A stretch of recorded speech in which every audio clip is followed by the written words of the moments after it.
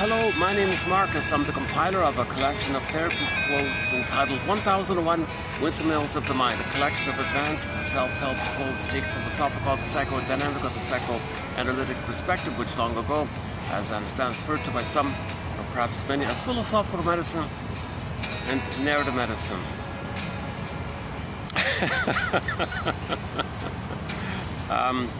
My introductions vary almost a little bit in each video. I kind of just got blocked there for a second. Which way am I going to go here with the introduction? The usual one is, that we have 62 topics on the go, and a definition of object relations theory is that we study the internalization of interpersonal relationships. Baby has an interpersonal relationship. This interpersonal gets wired in. Human connections lead to neural connections. Interpersonal becomes intrapsychic. This intrapsychic becomes a psychic construct, a psychic organization, a mental organization, internal theater, working model, schema, schemata, imprints lead to blueprints. Now from this setup, kind of like a map or blueprint, he sees the world through it. It's his understanding about himself and the mother and how we cope, and that's his understanding of the world. If there's a problematic like that, he's got a problematic thing. And if his pain is timeless in there, if the system seeks to repeat it, hopefully a better outcome. Repetition compulsion is going to repeat and follow the circuits, hopefully a better path. But there is time, but that part of the brain does no time. Hence the confusion of repetition compulsion in ancient Greece called kliglos, mindless repetition. You're repeating the interaction symbolically with others, but you're going to get the same outcome because nobody in the present, no thing in the present, no oral fixation in the present, no reenactment in the present of the past can change the past. The past took place, but the baby doesn't know it because there's no hippocampus. The hippocampus records narrative story. There's no story yet. The body remembers it in a state of timelessness, implicit memory, procedural memory, no time in the unconscious. Pain there, no time. Okay, well, pain means repeat. So the baby's a love fugitive from the love that he seeks. So the idea about the metaphor of him being a fugitive, he committed no crime. What are we talking about? Why do you say he's a fugitive? He committed no crime. You're right. The baby never commits a crime. No baby's ever wrong or guilty, anything like that. But to get along with the mother, to have some hope that the mother will love him, he's got to believe mother's wonderful. So to account for the pain he's in, he thinks he's maybe being punished. Why is he being punished? Mother didn't meet his needs. He's defective, unwanted, unworthy, unlovable, and he's punished because of that. So he concludes, he makes some kind of representation of himself that he's defective, unworthy, and all that stuff like that. So he feels guilty because of that. Now, if he's in pain because of that, what's he going to do? Reach for the mother, not knowing the mother caused this. He can't blame the mother. No baby will ever blame the mother. Impossible. No baby must see the mother loving. It's called a moral defense, and he'll take the blame on himself. The baby blames himself for mother's, missing it like that. So he feels like it's a false thing in his mind, but he believes it to maintain the hope that one day he'll get mother's love. He has to organize the situation. Mother must be good. He's in pain. He concludes he's no good. So he feels like a criminal. Now he's running away from the mother, but searching for her, not remembering that she hurt him. But he's wrong. He's in pain. Reach for mother. Hence, he's a love fugitive from the love that he seeks. Okay. Now, in this repetition compulsion, when there's pain, you hope to get out of the pain. So you reach for mother. Mother, I'm in pain. Where are you? I want to get out of the pain here. Not knowing the mother caused the pain. Mother, where are you? I'm in pain here. Does it work? Does it again? Does it work? Does it again? The repetition compulsions. Okay, Tantalus Smith. Okay, Sisyphus Smith. Okay, treadmill. The hamster wheel. Whatever image you want to use. Doing the same. Santiana doing the same thing around and around. Like, no time. Need, pain, reach, rejected. Need, pain, reach, rejected. Need, pain, reach, rejected. Sinister like that. So this means that we go through life orchestrating versions of the past, hoping for a better past. Orchestrating mirage, dream-like, symbolic versions of the past, hoping for a better past. All dysfunction, all reenactments of the past to the present, hoping for a better past. So this is typically A, repetition compulsion, hoping for a better past. B, symbolic activities. You look for symbolic mother, but no symbol of mother can actually be mother, discussed yesterday. So the symbols of mother can be something you associate with mother. Stable, reliable, sweet, soothing. So foods and cookies and ice cream and material and money things you buy, stable, like so. And it could be somebody who reminds you of the mother. So it could be people like that, falling in love idea. usually it's money like that. So money's stable, you buy stuff that serves you like that. The thing you control, because maybe you couldn't control the price, so you control the thing you buy, but the thing you buy is not mother of the past. It never worked. No symbol of mother's ever actually going to be a real mother that was either back in the past. No time machines, taboo. So he's searching because he's in pain. So he's got to have some kind of hope. So he's in hope mode, relentless hope like that. So this is a repetition compulsion, a hope for a symbol of mother, hope that maybe one day, not knowing that symbols are just symbols, but the unconscious doesn't care like that. The unconscious thinks, gotta get mother. So the important point here is the id says to the ego, hey, come on ego, come up with some flim-flammery, come up with some duplicity, rationalization, justification for what we're doing here. Throw him a bone, throw the person a bone, give him a red herring, give him a straw man, distract him, don't let him know, need to know, he can't know he's in pain. So belief, dear cortex, make up a belief, a rationalization, that'll like intellectualize and repress the pain. He can't know the pain. He'll be bogged down with the intellectualization idea, like Mr. Portnoy. I'm going to talk about a little bit today. That character, Mr. Portnoy or Portnoy, whatever his name is, back in 1969. Just found it this morning. So we'll comment a little bit about this famous novel turned into a film back in '69 that the shrinks talk a lot about. Maybe not so much now, but back then it was a big discussion about it.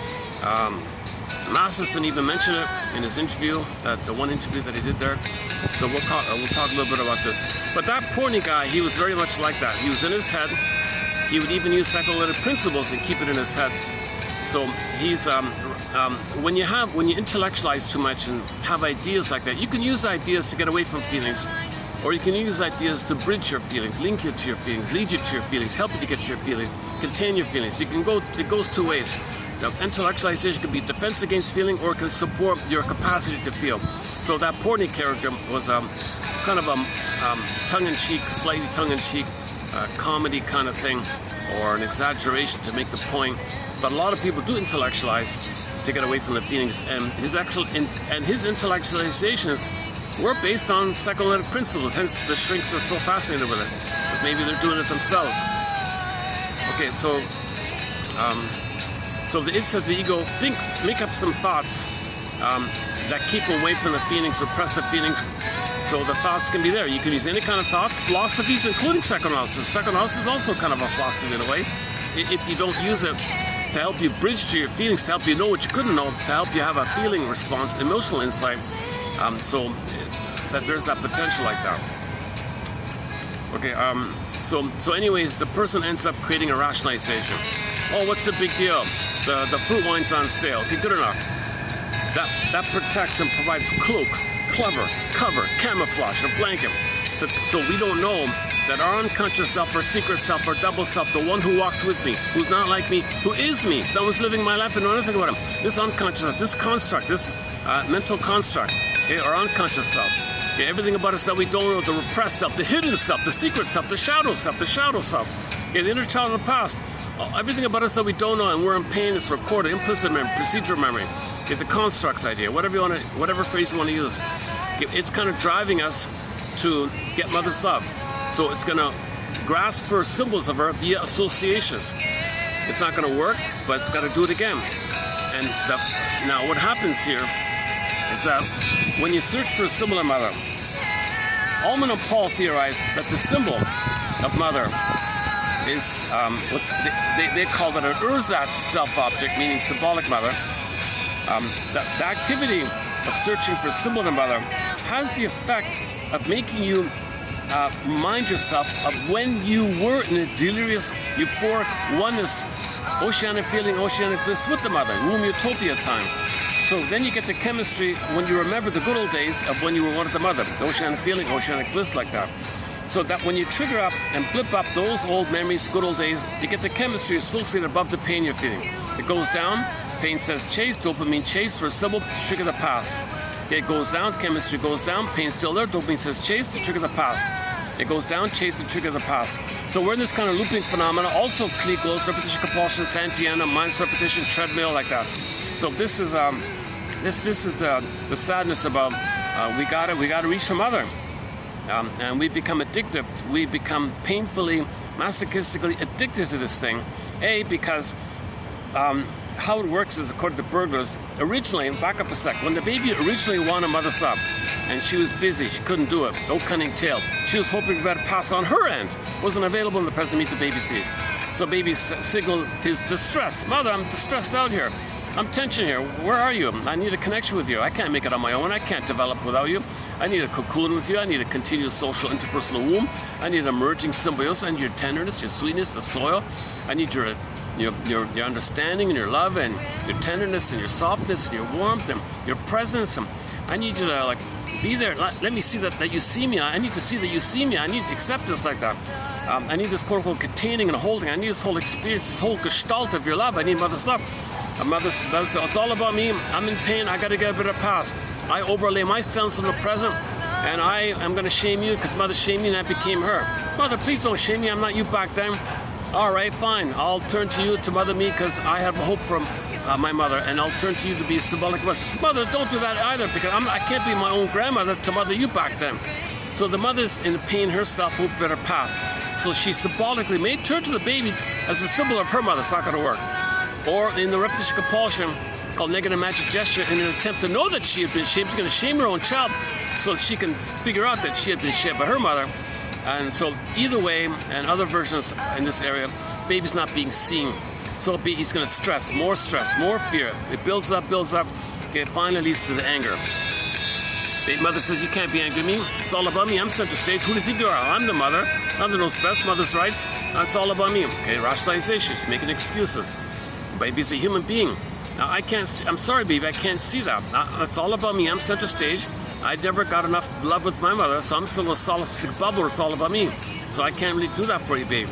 Baby's going to be in a rage now. The baby's final kind of communicative signal. Okay, enter the anger character from the Disney film Inside Out, the stocky guy. And when the flames pop up from his head, the flames pop up. Imagine the baby saying, the mother, you see the anger character representing my anger? Notice how the flames spell S-O-S. Get a mother, S-O-S here. Without your love, I think I'm going to perish. I'm going to peril. I got the fear so much. Mother says, who do you think you are? You can't be angry at me. Okay, whoa. Yeah, now at this point, the fantasies, the baby reaches the ultimate fantasies. He's got to somehow get mother's love. Now it's destructive. Now he's going to want to gobble up oral rage or oral greed. Now the baby's in a destructive mode where originally it was just, I want to live the love, mother. I want to connect and live the love. Okay, so the L-I-V-E, okay, crunching up, banging up, and the rejection, banging. Imagine the water hitting up the bank there and the water crushing around like that. The letters L-I-V-E, L-I-V-E. Okay, I want to live, or crushing up. The letters spin around, E-D-I-L. Now it's destructive. Same light, same water, same lifeline, same love line, but block, tension, fear, add it all up, becomes anger, fury, rage, destructiveness, evil.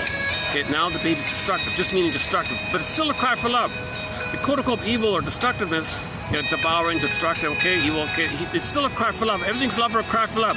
So the baby's now in destructive mode. Mother says, I'm sorry, baby, I don't care how destructive you are. I can't meet your needs here because it's all about me. I don't have the wherewithal to love you because I have no being, because I never got love to have my sense of self to be able to offer that maternal presence for you. I'm empty inside. I feel hollow inside. I can't do it, baby. Sorry. So, baby, how is he going to maintain his hope? How is he going to maintain maybe one day mother will change, or maybe if he's good enough, or maybe something will happen and he'll get mother's love. He's got to maintain the hope. He's got to have some kind of tie, some kind of emotional tie, some kind of psychic tie to the mother, to the hope. Okay, so this tie is his rage. Now it rebounds in on himself.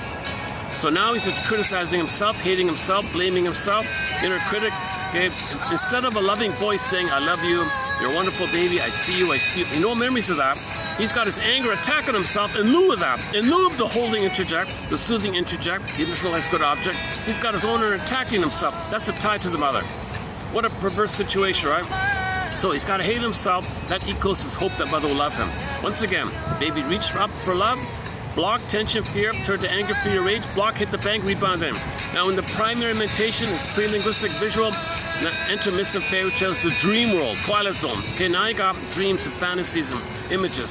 So the visualization in the primary mind of the baby, it's pictures. So the picture of the baby's rage attacking himself, destructive, can take any kind of form. Howling man, guy with the horns, Okay, Bila Bai, Everyman, and the Twilight Zone season 2, episode 5. They had a list there. Could be the Medusa, Cyclops, vampire, squid, monster, demon. Take your pick. Any kind of entity that's the rage wants to go, wicked queens, and so on. Could be half animal, half human. Could be all crazy thing. It could be a sea monster. It could be any kind of entity. Doesn't matter what form it takes. It's the same quality. It's a picture of the baby's rage and oral need. It's a cry for love, but hitting himself. So he's criticizing himself, being destructive towards himself. It's going to lead to a psychosomatic symptom at some point.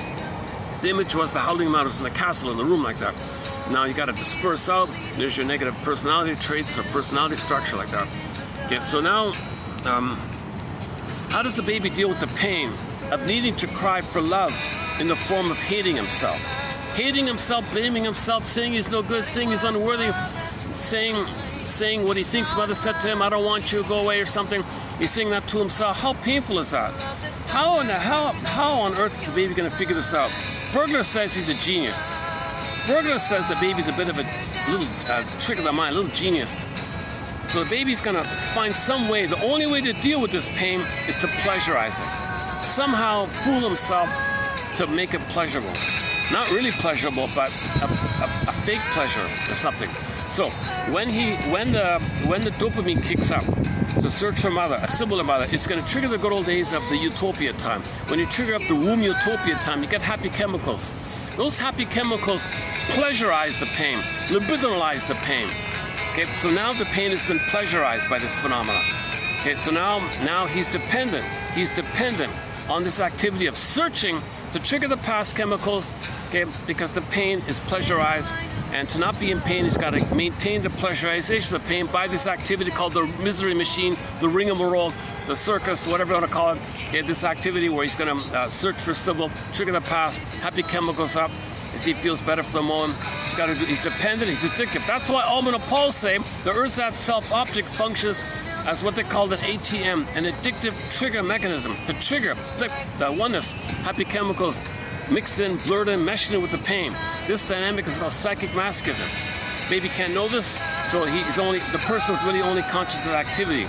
He'll be aware of his dysfunction. He'll be aware that he drinks and smokes and gambles, whatever. He'll be aware of that, but he won't be aware of the underlying thing called psychic masochism. Because to do that, to lift that thorn, you got to admit mother failed you. You got to admit mother betrayed you like that. So that's a very hard thing to do, to feel safe enough to feel that level of betrayal like that. The greatest hurt of all, mother failed me. Not on purpose, of course. She was just impaired herself. Reality check here. So A, you got to give up hope for a better childhood past, and B, you got to admit the trauma that did take place. That's two parts like that.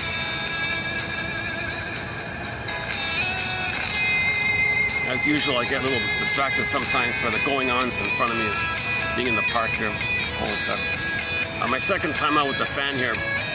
Only 2 hours there, but good enough, I'll take it. This little portable fan, with the little mini battery in it, gives you 2 hours on full speed, so that's not bad. It does help. It does help a lot. Okay. So that's sort of like that's sort of one theory about the unconscious, right? That our energy drives us to reach for mother. It's only civil, but it triggers the times, the good old days of the happy chemicals, and we feel better for the moment. The chemicals go down. Okay, now the trauma is set, so the cortisol, adrenaline, and the related dopamine is kind of set too high. The set points of the painful stuff is too high. The good stuff, okay, oxytocin for love and serotonin for safety and pleasure is too low. So even when he gets something, he can't enjoy it. That's the guy who says, see one tree, see them all. Okay, he gets a relationship, can't love. No oxytocin, he's next. So the nature of this is dopamine, future to change the past, future to change the past, future to change the past. This is the Kliegos, Santana, repetition compulsion, minus repetition compulsion treadmill. So we're doing this again and again and again, okay, hoping for a better past, hoping for mother's love in the past. Why does any person or unconscious want mother's love in the past? Because originally the baby needed a safe attachment. That's the soil for him to blossom. For his feeling self, his budding beauty, his feeling real alive to stay with him and blossom with him, so he can be connected at home with him and have an identity, a core I, and from that core I, he has all the capacities of the real self. Okay, listed by Masterson, he's got the list there, and we can talk about empathy and knowing your interests, and the ability to make an I statement, apologize, and There's mutuality and knowing your interests. So that's a whole topic like that. And you live in the present. That's the key one. You live in the present. And the temperament's warm and loving and generative like that. And you're realistic and you're calm. And you feel the hum. You feel the yam, Y-A-M, the energetic sound of the heart chakra. You feel the warm, now quote-unquote body electric. I don't know if that's the right word for it, but called embodiment and soulment. I mentioned that phrase because yesterday I saw somebody post a song from there was a band called they only had one album. It's from my hometown. It caught my attention. But yeah, anyways, I'll look it up later. So we want to feel, in other words, translation, we want to feel real and alive. We want to feel like a real rabbit, not the velveteen rabbit, the stuffed rabbit who said to the real rabbit, dear real rabbit, please tell me, what's it like to feel real and alive? I want to feel real and alive. I feel like a stuffed rabbit here. I feel like the pin is on. Another version of it, in trauma, the pin goes on, I call it the emotional body goes flat. Okay, so the emotional body goes flat. In ancient Greece, that was called athymolexia, no feelings for your words. Nowadays, people say alexithymia, no words for your feelings. So we're missing something. We're missing. Everything's suspended, on hold. Your soul is on hold. Okay, Snow White's in a coma. Rapunzel's in the tower. Your emotional body's like a hold, like stunned. Imagine a frozen woolly mammoth and frozen in a block of ice up in Siberia, stunned like that. That's the kind of metaphor for our emotional state. It's called flat affect. The affect is flat. It's not gone or anything. It's just kind of suspended. It's deadened or something. It's not dead or gone. It's just in a state of, you can describe it in numerous ways, right? Okay, now, this is also known as the feminine, the ensoulment, the beingness, the feminine. So the feminine, princess, and morph into bird and fly away kind of thing. Go I know not whither and bring back I know not what. Okay, and in the Greek myth, Miss Core, the princess, for representing the embodiment, the feminine, the being, the feminine. She's on the field, Earth opens up, she gets pulled down. They got a chasm image and a swoon over her. So we don't see our princess with him, the anima, the soul. We don't see it like that. There's a swoon phenomenon. Emily Dickinson says you can kind of go around the swoon, you kind of go around the bridge, over a car, but you can't feel that. The prince is not there.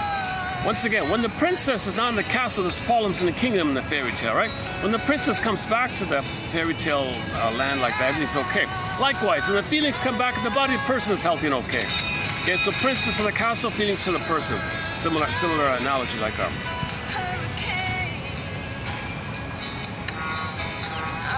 One sec. Where are we here?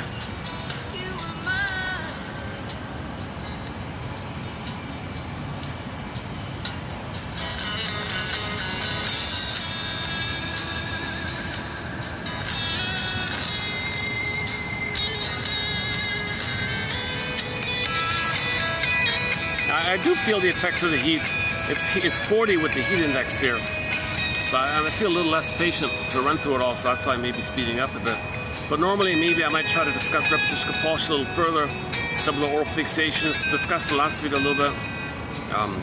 So we did a little bit about the drinking one, a little bit about drinking yesterday. If you're interested in check out yesterday's one. So all the whole list of oral fixations we discussed. So we discussed Shakira's music album called Weaning Trauma, and leads to oral fixations shown by the Kim Mitchell album, oral fixations, the memories and the drinking and the shakes and the promiscuity, the addictiveness. And what causes the weaning. So one version of what causes oral fixation, weaning trauma. Okay, so if the fruit's plucked from the tree prematurely, it's unripe, bitter, right? If the baby's prematurely pulled away from the apple, the nipple. Okay, so in myths and fairy tales, usually it's the apple. It could be like a cherry or a peach or something. If it's pulled away, you see the woman say, hell yeah. She took away the apple from the baby. Okay, and then the baby was reaching for mother. You're giving me weaning trauma. I'm going to end up with the oral fixation here. I'm not ready. I'll be bitter. I'll be hostile, like the sour, bad taste or bitter fruit. The fruit's unripe. When it's plucked too early, mother, if you wean me from the nipple and the nest that you're nursing, I'm going to be bitter and nasty, and I'll be a narcissist or something. So please don't do that kind of thing. So there's two versions of it. The idea directly, if the baby's pulled away, that's going to happen. And the idea that the tree can be like the mother and the baby's on the tree. Similar motif. So Shakira, volume number 2, oral fixation. That shows you weaning trauma. Okay. Okay. Related to it is the Tantalus myth. It leads to the Tantalus phenomenon similar to Sisyphus. He reaches up for the fruit, pulled away. The wind blows the branch, reaches up, pulled away. Reaches up, pulled away. Reaches up, pulled away. So this is the Tantalus guy. Always tantalized. The word being tantalized comes from Mr. Tantalus. Mr. Tantalus reaches up, rejected, and now he's in the backdrop is hell. He feels shame. The backdrop is shame, shown by hell. Hell is a metaphor of the emotion of shame. If the baby's rejected, he feels shame. He's in hell. Reaching up, rejected. Reaching up, feeling shame. Repetition, compulsion while he's feeling shame. So there's a lot of material in this material. So I think what I'll do is maybe let's go to that Portney's quote. I just found it on the way in here. Hold a second. Okay, thank you to one of our musical voices here. Let's put a pause on it here. Okay. So, I've been posting quotes from a little-known author, a guy named Lewin, Carl Lewin, is that right? He only had the one book, I think, but he mentioned that famous novel, and we don't really have much on it. I haven't read the novel, or I read like a section of it, and I haven't seen the film. There's a trailer on YouTube and some clips from it, so you kind of get, I think you get the idea about it. But so anyways, let's do this one here. Okay, so here's from Mr. Lewin. We posted some good quotes from him earlier, so here's another one of his. Okay, he says here that we got to stop blaming the parents. So I'm gonna do a preview of 3242. So what follows is going to be a preview of TQ Therapy Code TQ 3242, mostly by him and this French lady. Yeah, okay, an interesting topic. There's the president at the French Analytic Institute, Miss what's her name again? Miss Choisy. She wrote a famous book back in the 60s. I heard about it when we discussed a book by a guy named okay, let's save it. Let's first do the Portney one. So Portney's the man's name. Some novelist guy, Philip Roth, is that right? He wrote a bunch of novels, but he's really only famous for that one hit wonder. So it's kind of like a musician with a one-hit wonder. He's a one-hit wonder with a novel, and his novel created a huge splash, not only for the psychology world and the psychotherapy world and the shrink world, but the general public was kind of confused, a little interested in it as well. And so he did a great job in that sense. And the question is, what's the deal with this guy? How is it possible that a guy can have so much insight into himself, his mother, his complexes, and still be a you-know-what? Still be an infantile, narcissistic, petty, cold, selfish, unfeeling, greedy. Like, how's that happen? How did that happen? Like, so what's going on here? Why would? So that's the point of it all. He uses all ideas as a defense against healing, as a defense against feeling, as a defense against honesty. He's too traumatized by the mother abused him way too much, so it's so cynical. He even takes psychoanalysis and puts it in a cynical mode, because even that can't help him. So the mother must have did a real number on this guy. His mother in the novel must have done an extremely cruel thing to this little boy.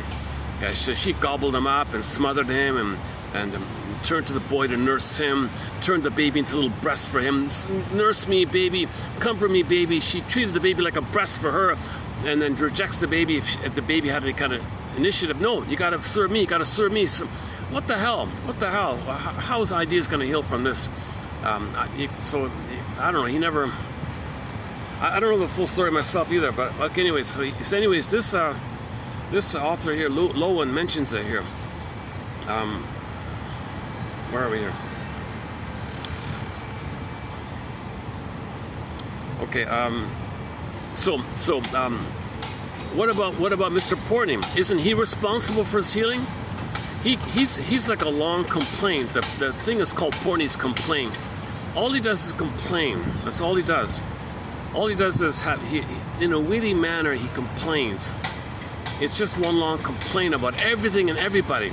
So he's saying here, okay, yes, your parents hurt you and all that. But you're a person. You have a life. You have an unconscious. You have an identity. You have a personhood. You're responsible for your healing. You have a self. You have a selfhood. You're given a selfhood. Yes, you're hurt, but what are you going to do about it? Yes, you can't do anything about the trauma, but what are you going to do about your understanding? What are you going to make of the trauma? What are you going to do with it? It's your life. And he says, no, I'm hurt too much. Just blame. No, you're a person, and you got to take some responsibility for your life like that. Yes, it happened. We get it. And we all suffer trials and tribulations. Yeah, but mine's too much. No, okay, whatever. You still got to lean towards seeing what you can do about it. Enter the Twilight Zone episode called One Life Furnished in Early Emotional Poverty. Maybe a little bit similar to that. So in that Twilight Zone episode entitled One Life Furnished in Early Emotional Poverty, similar kind of thing, narcissistic, bitter kind of character. Anyways, he did realize something was wrong. He went into a time machine. He flew back to his childhood home and witnessed everything. Witnessed his younger child, witnessed his abusive parents, neglectful parents, and he got the idea, I think I get it. I decided these things. I coped in a certain way. I made decisions. I became spiteful, but I did it. I thought in this way, and I want to revenge on my parents, and I was never going to trust again. But wait a minute, I kind of did all these things. So if you can grasp that point, that you are the captain of your soul, you are the quarterback of your life because you made these things. So that's a huge opportunity to heal if you can take responsibility like that. So the Twilight Zone said, if you can grasp that, really grasp that idea that it's your life, your responsibility, it's your unconscious, it's a part of you. So you're responsible for a part of you. Your unconscious did this construct. So aren't you responsible for your own unconscious? It's your unconscious. It's mostly you, and it's you and your unconscious.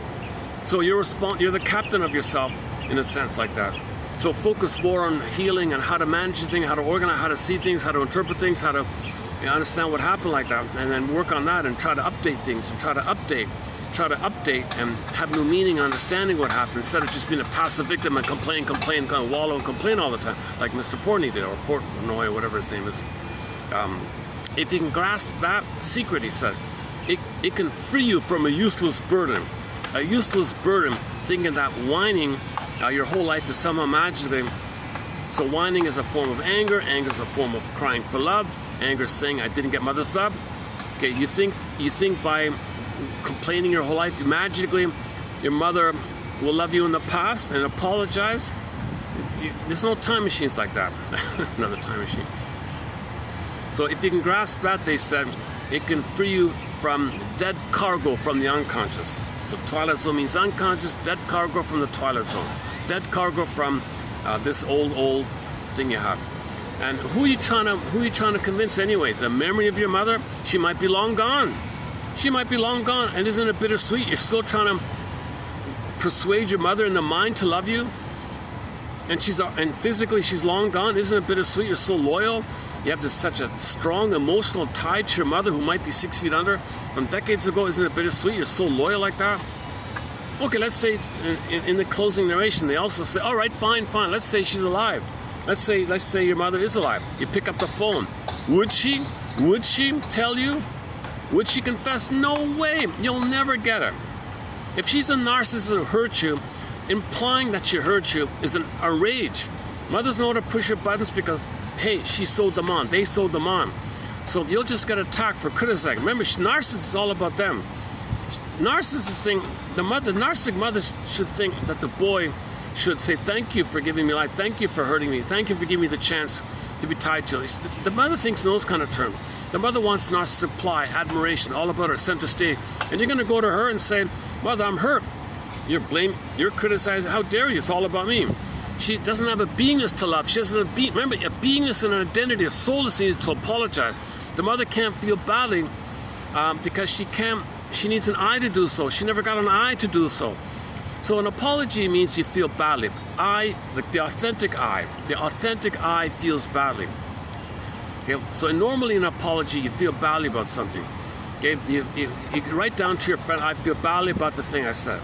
I said these things, specify, specific, and I feel badly about it. and I'm thinking the effects it had on you, and this is what happened. By this, I feel so awful about this kind of thing. I'll never do that again. I'm really terribly sorry. You can do some kind of ability to apologize. There's an I to do so. Because I feel badly. In order to feel badly, in order to make that sentence, I feel badly, it's got to be an I there. The mother doesn't have the I. She's got a narcissistic, false construction, defensive self. That's not an authentic I. There's a difference between the false I, or the pseudo I, or the as if I, or the made up I, or the actor I, or the imposter I, and the real I, the authentic I. The mother doesn't have an authentic I, so she can't apologize. So in the twilight zone, let's say you did ask your mother for an apology. Forget it, she'll attack you for it. Narcissistic rage. A follow-up on this point here is another Twilight Zone episode called One More Pallbearer. Okay, it's a similar kind of motif. This billionaire guy had all the money in the world, but he was miserable. He orchestrated an elaborate way to persuade, gently coax, nudge 3 repetitions of his mother. So the thing he had with the mother was repeated onto other people. He brought in those 3 people and tried to set it up and give them the opportunity to apologize. They attacked him for it. Similar idea. You will not get an apology from a narcissistic mother because they think they're always right and you're wrong. They can't do it. Okay, so Robert Bly says, mothers don't give you the key. Okay, so in the fairy tale, okay, the soul is in a cage. Where's the key? The key is under mother's pillow. She won't give it to you because she doesn't even know it. She doesn't even know the key's there. I mean, under the pillow, dark, unconscious, head, okay, underconscious. You got to yank it out somehow. You got to realize it's there yourself. You got to find that key. She's not going to voluntarily give you the key because she doesn't know it herself. You got to find the key. You got to be more active like that. That's Robert Bly's point from the fairy tale Iron John. We talk about here sometimes the famous story from the Grimm's collection there. I had 2 coffees today, so I'm a little animated. Yeah. What did I have today? I had the little mini coffee and the packaged canned latte one, right? Yeah, that's not so much. Yeah.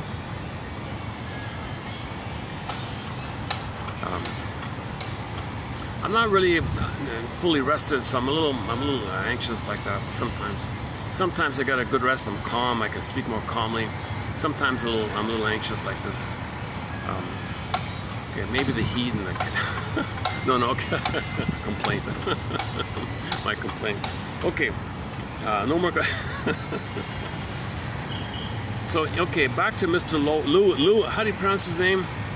Lewin or Lewin or Lo? How do you pronounce Lewin? Lewin, right? Lewin or Lewin, one of those 2. First name Carl.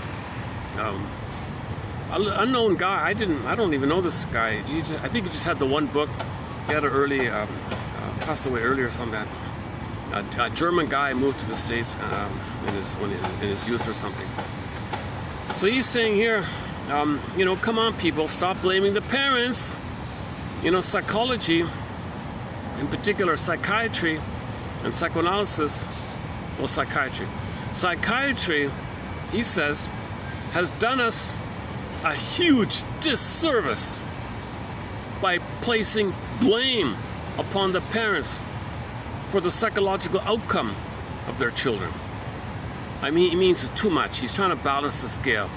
So back then, it was the parents were all wrong, and I kind of lean on that myself. I kind of lean on, geez, what's wrong? Well, why didn't you take more responsibility? But whatever happened with your parents, those are the cards you were dealt. That's the traumatic script you got.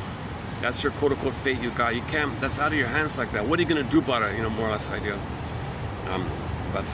Psychiatry has done society a huge disservice by placing too much blame on parents for what happens to their kids. Psychiatry has made parents the scapegoats for their children's shortcomings. Again, it's a both and. It's not an either or. It's a both and. He's trying to balance the thing like that. And now many parents feel guilty. Well, back then I guess they did.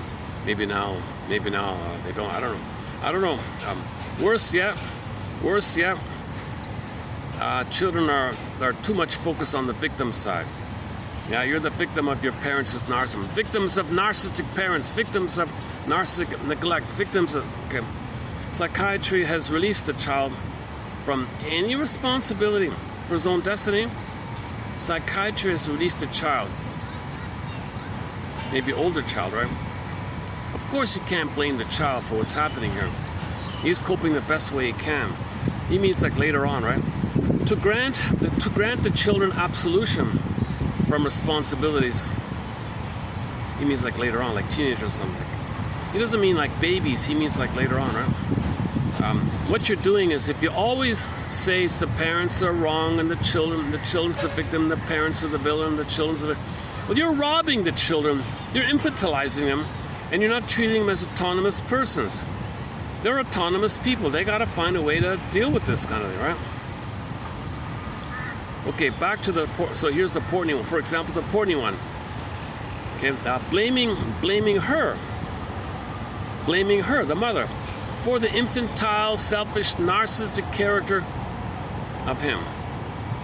Okay, all this complaining made me cringe, he said here. If psychologists blame Portney's mother,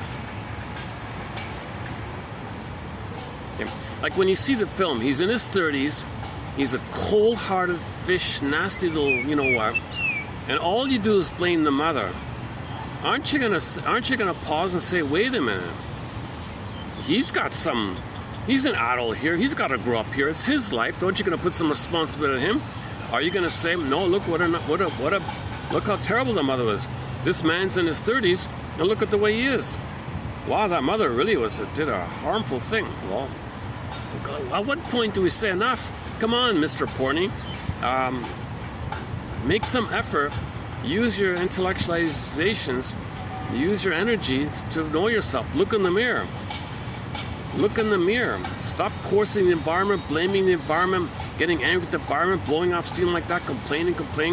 Just take some of that energy to have some self-introspection. Look in the mirror. Man in the mirror. Play Michael Jackson's song, Man in the Mirror. Start with the man in the mirror. Like take a little inward look. Have some introspection. Know thyself kind of thing. But he couldn't do it for somebody. Oh, jeez. Oh, hang on a second. Oh, jeez. Right in front of me. Oh, there's a couple going to sit right in front of me. But they hear me talking. I guess they don't hear me. That's the funny thing. Do they have to sit directly right in front of me? Can't they sit to the side or something? Oh, Jesus. Oh, I see it. This is the second time this has happened. You know what? This is the second time this has happened. A girl tells the guy, I want to sit here because the old man is nearby. And that way she feels a little like I'm an accidental chaperone now. Because this is the second time that happened. So the girl's uncomfortable, the guy might get frisky. Well, let's sit right beside that old man there. So it's unlikely he'll make her uncomfortable like that. Okay, hold on a second.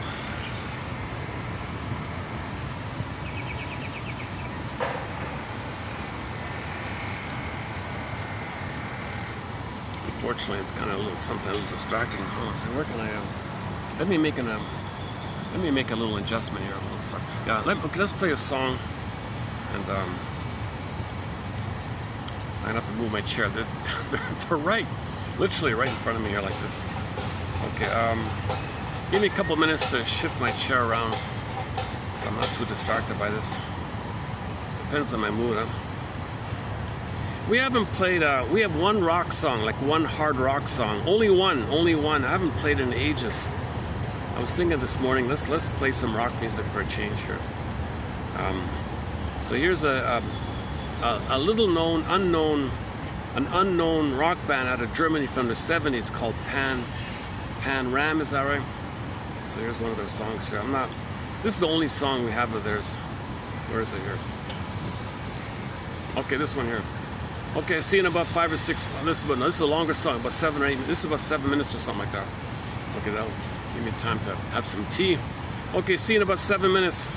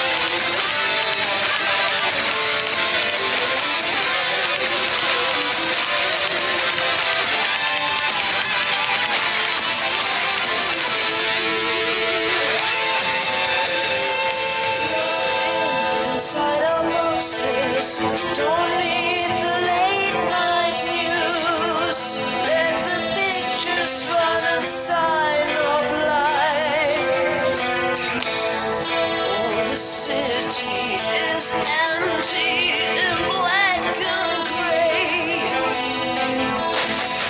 And all you say it's lost, fading far away.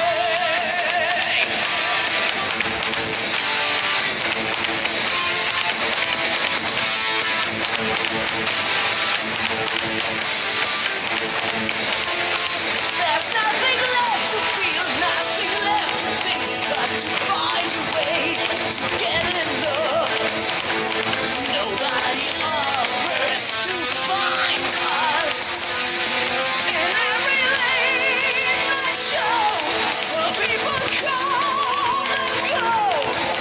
It's your own downtown. In the picture set, talk to you. The pictures they talk to you. Are you one prime time? To spend your time, to make it alive. Passion and crime. Passion and crime. The picture's real, convince slowly. Passion and crime. Passion and crime. Let the good come and the mellow die away.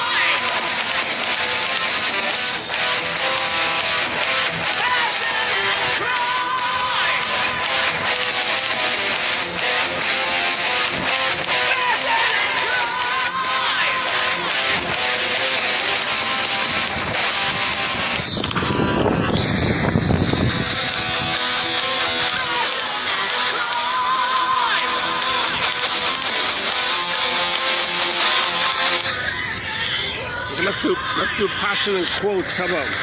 Okay, passion and quotes. How about? Okay. We do have a few quotes on the Carbonatic, mainly by Berger. Okay, let's go back to this Portney story here. Okay, so he says he cringes at the idea that everybody's blaming the mother. Come on, the guy's in his 30s. Can't he take some responsibility? But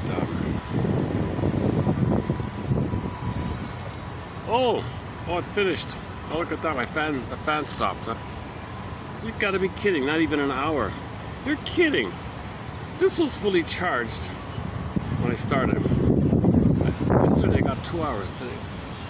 How did that happen? Oh, hang on. Maybe I just gotta press it again or something. Oh my goodness. Let's see. Hang on a sec. My goodness. It's gonna stop.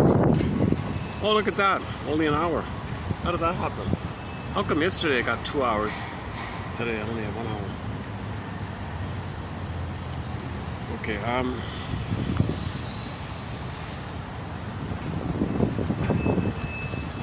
if shrinks blame Portney's mother, imagine how they must identify with their clients against their parents. So shrinks are probably maybe they relate to him or something. How can they perform therapy if they hold the parents rather than the clients accountable for their own personalities and for their own actions? You're the quarterback. He's the quarterback of his life. Okay, so as a follow-up to this, I'm going to read from his book, him quoting another guy. Now, I don't have it in the collection here due to space limitations. Only one voice spoke out against this popular view of Portney and his mother, and no one seems to have paid much heed to it. But it was said so succinctly that it cannot improve upon this man's words. So he's quoting another therapist, his colleague or something, and this other therapist is saying, you know, if I were the Portney shrink here, this fictional character, if I were the shrink of this character, I would say that Portney is, yes, he's highly intelligent. He's also a compulsive talker, extremely narcissistic and exhibitionistic. His intellectual arrogance, he hides behind ironic self-deprecation. Ironic self-deprecation, showing off his intellectual arrogance. Something like that. So he's showing off how smart he is by making fun of himself, but wanting to impress you. Something like that. Right? He cannot stop his diarrhea of talk, since it is his way of denying his essential constipation, his total inability to give of himself or of anything else. So he can't give of him. So sometimes the shrinks do this. They say if you can't give of yourself, you're constipated, like psychologically, emotionally constipated. So the diarrhea is coming, verbal diarrhea. So this guy's a good example of verbal diarrhea or something like that. He seems to think, Portney seems to think it is a self-serving rattling off of complaints, of accusations leveled at others and himself, instead of serious introspection and the contemplation that evokes. He carries on and on. Oh, Rosenberg would say he's from Babylonian, people who babble on and on or something. I forgot. Okay. He carries on as if to convince me, if I were his therapist, he's saying, that all the cliches of a mama's boy are indeed valid. So he's a severe mama's boy, a big time like a classic mama boy times 10 or something, right? Okay, overpowering, overindulging, overprotective mother and ineffectual father. You know, it came to mind that show Arrested Development. That mother, she was like a dragon, aggressive, verbally abusive, saying all these awful things to the kids and putting down the kids harshly, shouting harshly. Oh my God, right? So, and the show is called Arrested Development. She's because of that, right? So those kids were messed up. Those three sons were messed up, right?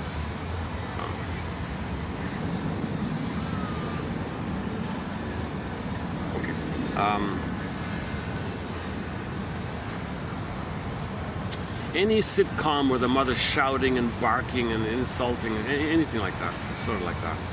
Okay, essentially, the hour was one long alibi.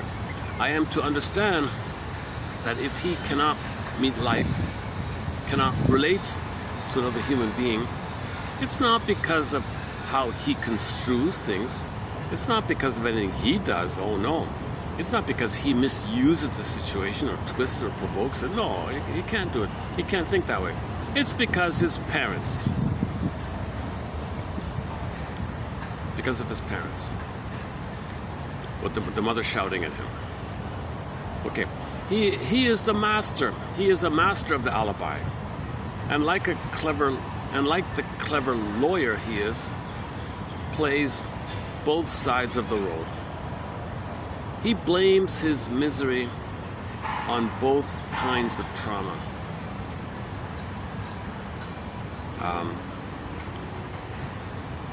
Okay, I haven't even read this yet. Okay. He must be certain that I will see him as a suffering victim, no matter what kind of theories I hold about trauma.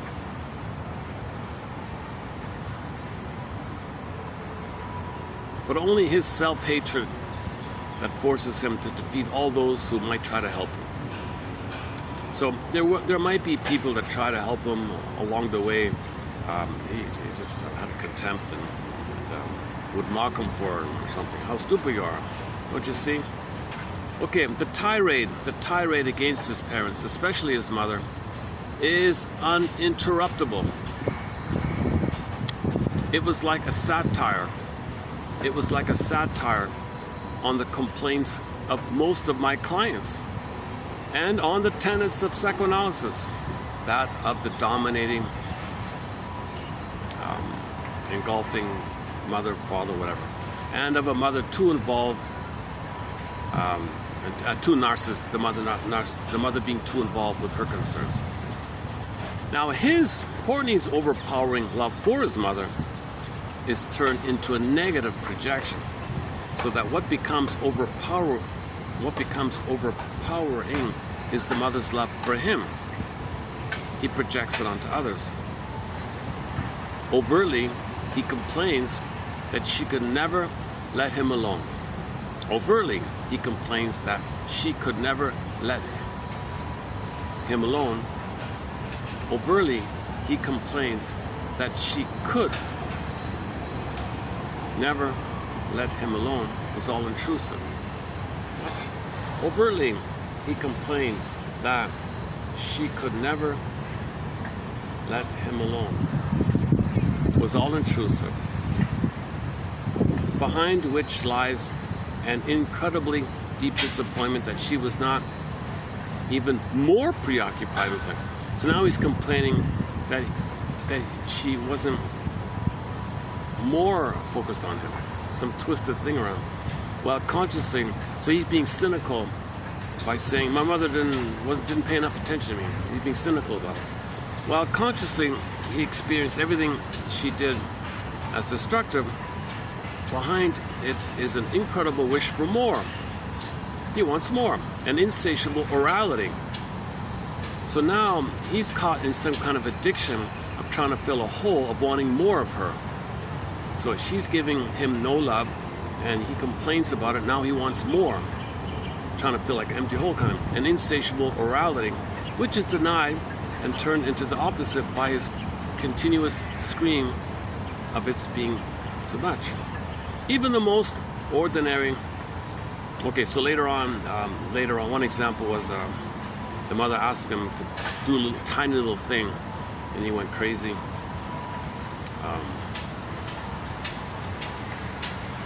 So some tiny little thing set him off. Okay, poor soul. Instead of trying to get from me, the therapist, the counselor, the help he so desperately needs, he tries to impress me with his special, unique status like this somehow. Everything he accuses his mother of, he is himself in the extreme. So he he's become an exaggerated caricature cartoon of his mother.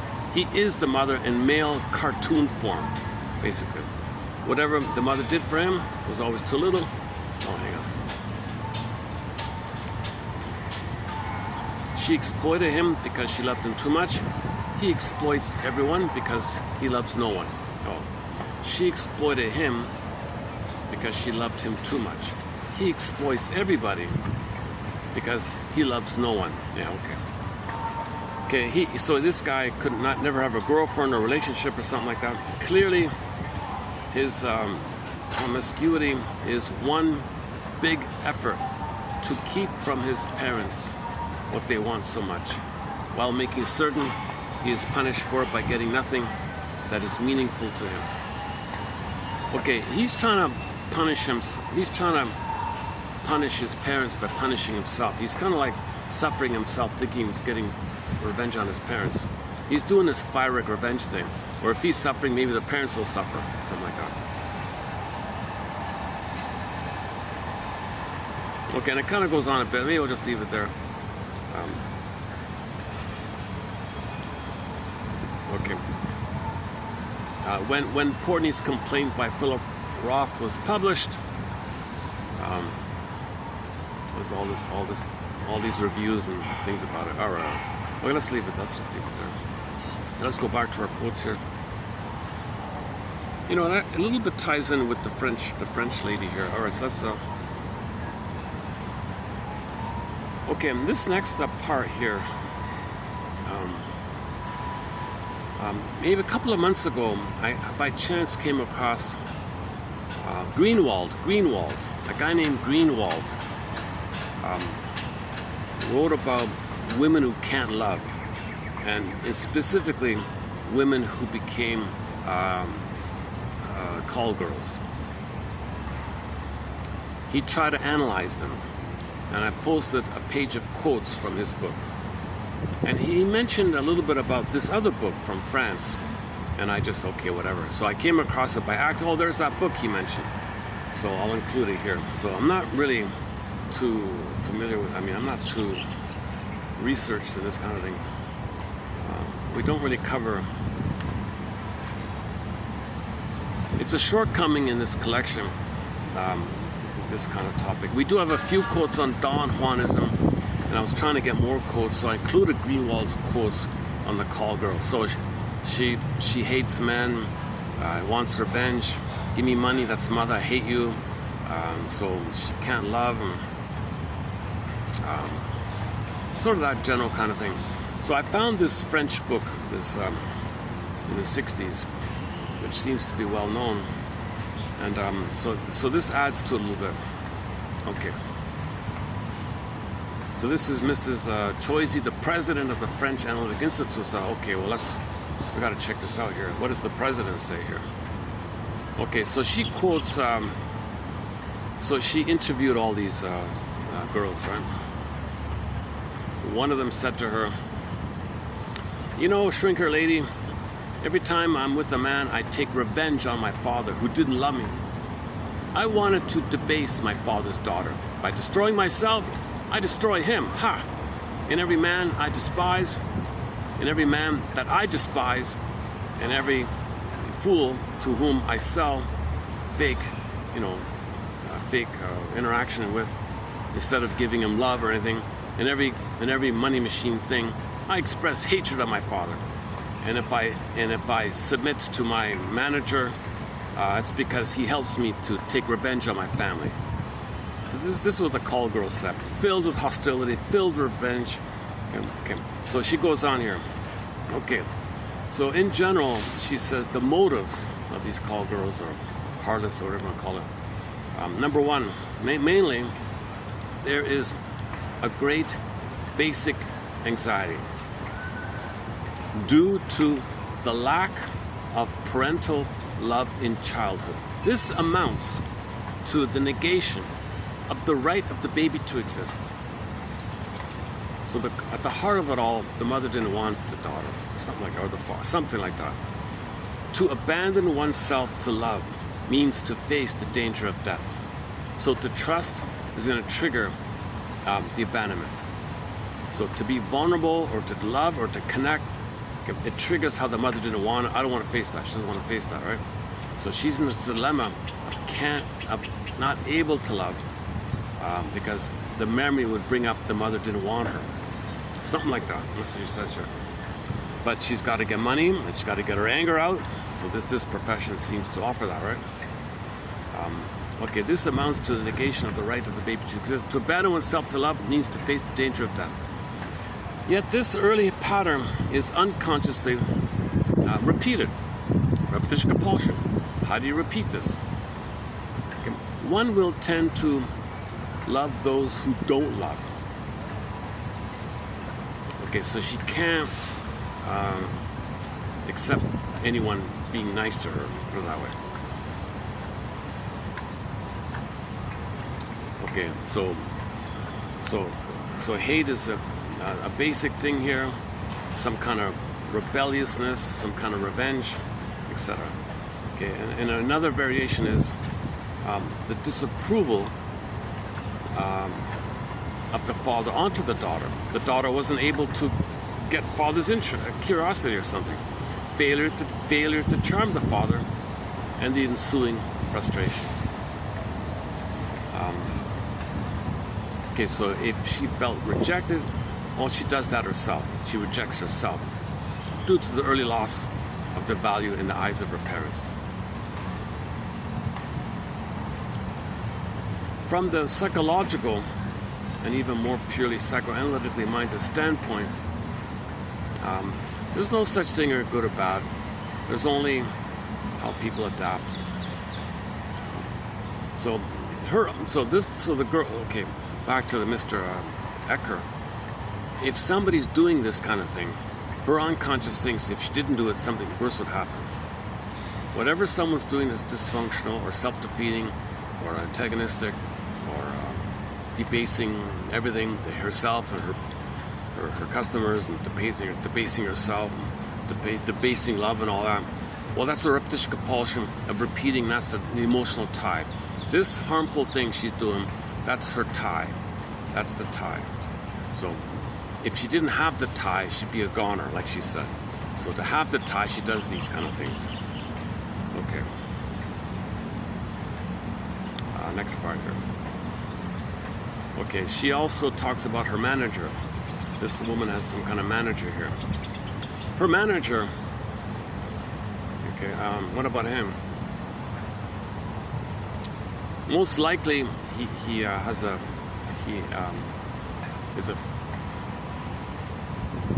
most likely he's not interested in women. How could her manager otherwise choose to be so close to her while she's with so many men all the time? So her manager obviously doesn't care about it, right? So most of these managers of these call girls wouldn't feel jealous if she has all these customers or something. So in most cases, these managers are quote unquote bad for the team, whatever they say. Okay, so this manager has arrested development at the oral stage. Obviously, he has not reached the mature behavior of an adult. For his maintenance depends on a woman. Oh, okay, so this manager hates women, but he needs her. So the manager guy needs her because she brings him money, right? So he's the muscle for her, or scares off the bat, whatever, I don't know. Okay, so he manages the thing, collects the money, I guess, but he's being fed money from her. So the manager's dependent on the call girl because she's delivering money to him. Money's mother. The only mother this guy can take is symbolic in money. Doesn't care about her, wants the money, so he's just doing it for money. She's doing it for money, he's doing it for money. There's no love here with these two characters. Knowing unconsciously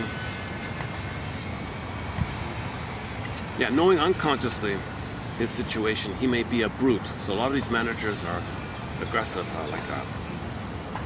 Okay, so that's this. Okay, next one here. Just as the future of a call girl is to be found in her early relationship with the father. In a similar way, the role of the manager will be foreshadowed in his weaning difficulties due mainly to an overpossessive mother. I see. Okay, so the manager guy had an overpossessive mother. You know, that Portney guy could blasé. He could do that. He could do that. Right? That Portney guy can, you know, organize this kind of thing. He wouldn't care, right? Where are we here? The mother fixation is the chief characteristics of this manager's psychology. Okay, next part here. Underneath all this mock indifference, so this is cold, mechanical, just for the money, hate, give me the money kind of mentality. Underneath all this mock indifference to the act itself boils an old grudge and pent-up aggression. It so happens that the forms of this aggression are complementary. To gain revenge on her father, she seeks to debase herself, the daughter. So, yeah. Okay, to damage the mother image, he, in his fantasies, makes a harlot of his mother and debases her too. Okay. So they're both taking revenge on their parents, some form or another. Every call girl is a kind of femme fatale. Destructive somehow, right? Every call girl is some kind of femme fatale, basically. Not every, but I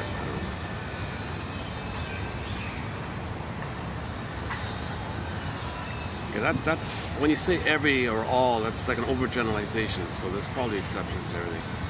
Okay, at the same time, the man, the customer, okay, the Johns, right? At the same time, the man who pays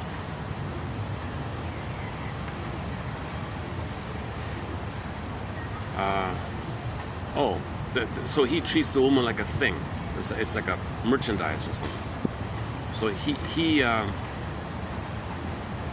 like once money's exchanged, there's no free love back and forth. There's no voluntary love to love.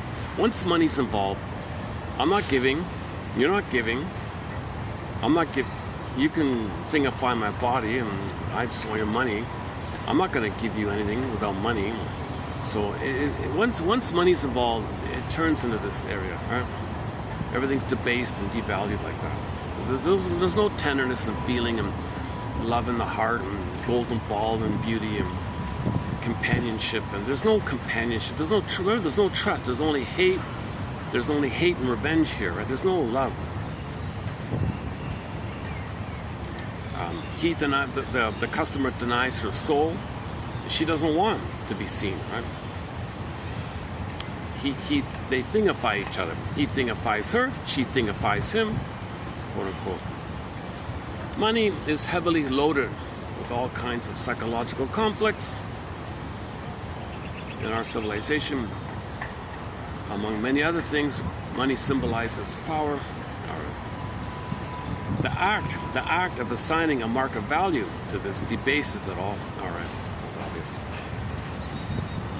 Okay, I didn't read her historical thing here, but I just glimpsed it. She says like long ago, there may have been some less debased version of this in the past. So she says, between a sacred courtesan, if that existed, I don't know, and the nowadays call girl, there is the same, it's analogous indifference to or between a very wise, smart woman who gives you ritual wine or something in a process versus, some trashy bar or something, whatever. So there's some kind of she seems to think that in the past there was some kind of value to this kind of thing. I don't know about that. Nowadays, of course, in particular with the bourgeois upper class, in the bourgeois upper classes whose chief value is money. Another. Okay, so in this world, in that upper community, things are more thingified.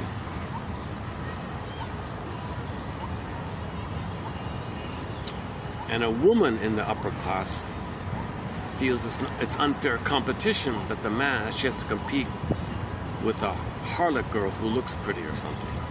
Not fair, she says. Okay, I didn't quite fully get that, but partly. All right, next one here. Personally, okay, okay, she says here, personally, I don't believe these characters really create anything. They imitate, degrade, or deform a reality that exists on another level. If love has been made sacred in the past, there must have been some kind of connection with the energy of the earth or cosmic, some invisible energy of it all somehow. So long ago, maybe there was some connection to the energies of Mother Earth, and women are women in the earth and rhythms, and maybe there was some kind of value like that. If love has been made sacred, there must be some cosmic reason for it. The fact that a woman's sexual life obeyed a cosmic rhythm hoisted her to a higher level. Priestesses did not conduct services on certain days of the month. I'm reminded of that film, Never on Sunday.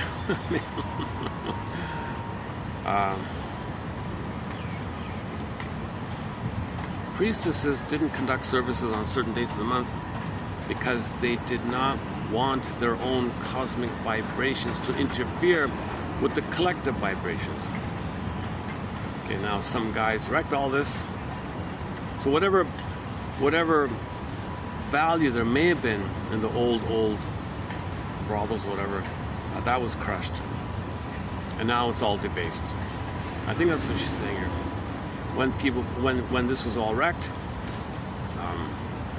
they distorted any kind of sacred meaning in this kind of thing. Okay, I don't know that she goes on about the history and gives an interpretation of all these old things. A little out of my zone. Oh, yeah, sorry. Let me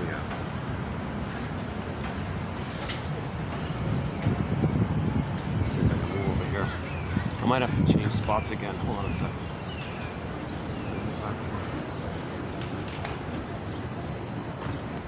Can I do it in the sun here? Maybe I'm gonna let me try it here. Or can I go? Okay, give me 10 minutes to go to the other side. It's suddenly it's crowded in front of me here.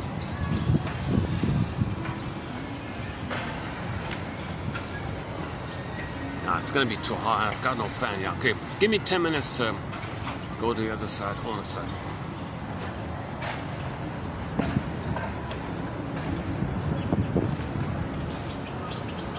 Or maybe. Oh, hang on. Can I go on this side? Can I go here?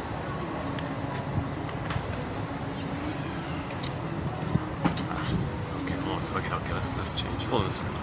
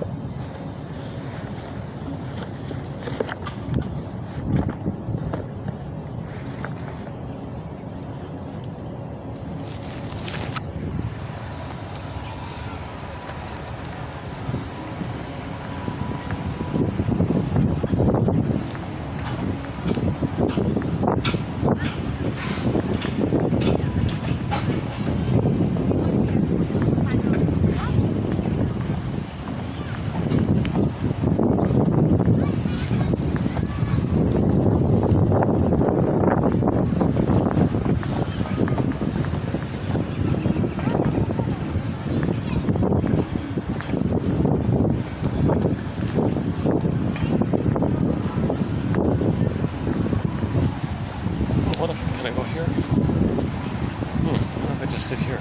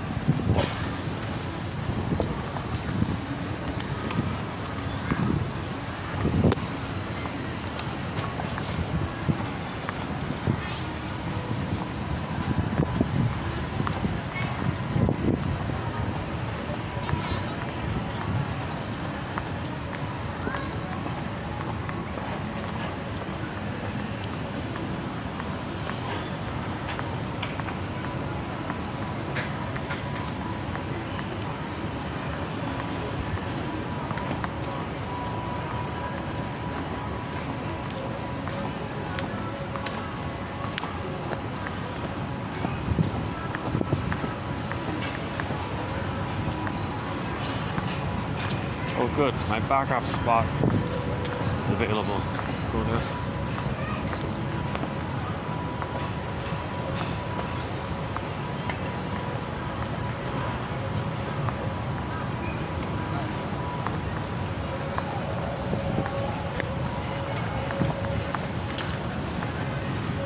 Oh, where is it?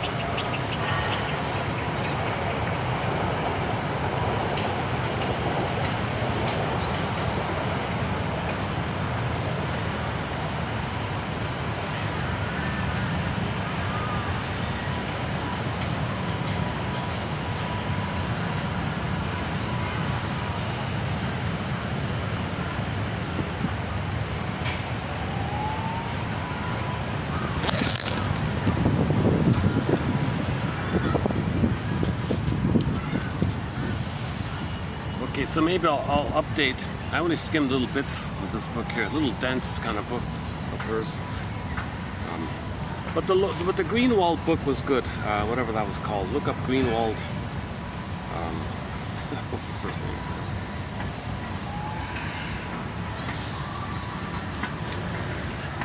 But I think the added point, Claire. I think the highlight here is this one here, what she said. This one here about why a man or a woman would rather have money and power and cares about love. It's because of this. As a baby, they thought they were going to die, and mother didn't want them, so it triggers that. They can't go there, kind of thing. All right. To abandon oneself to attachment, love, means to face the original time where they thought they were going to die as a baby.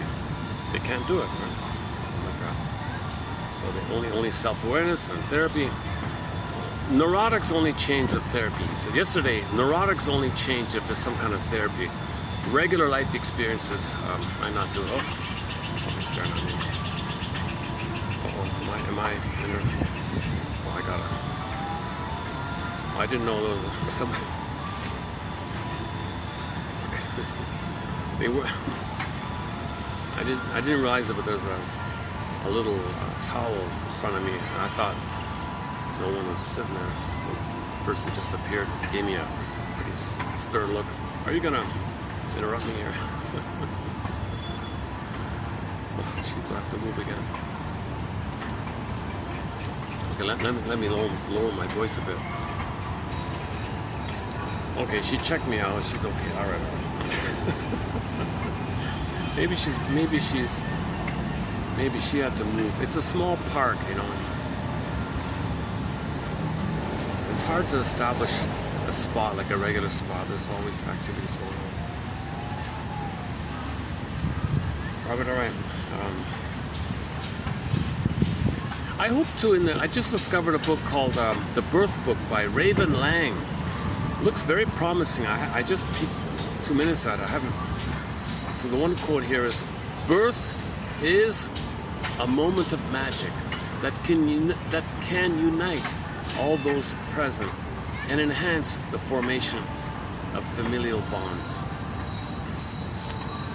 So she's a huge advocate of natural birth and home birth and all that. So we'll have some quotes in the future on that one.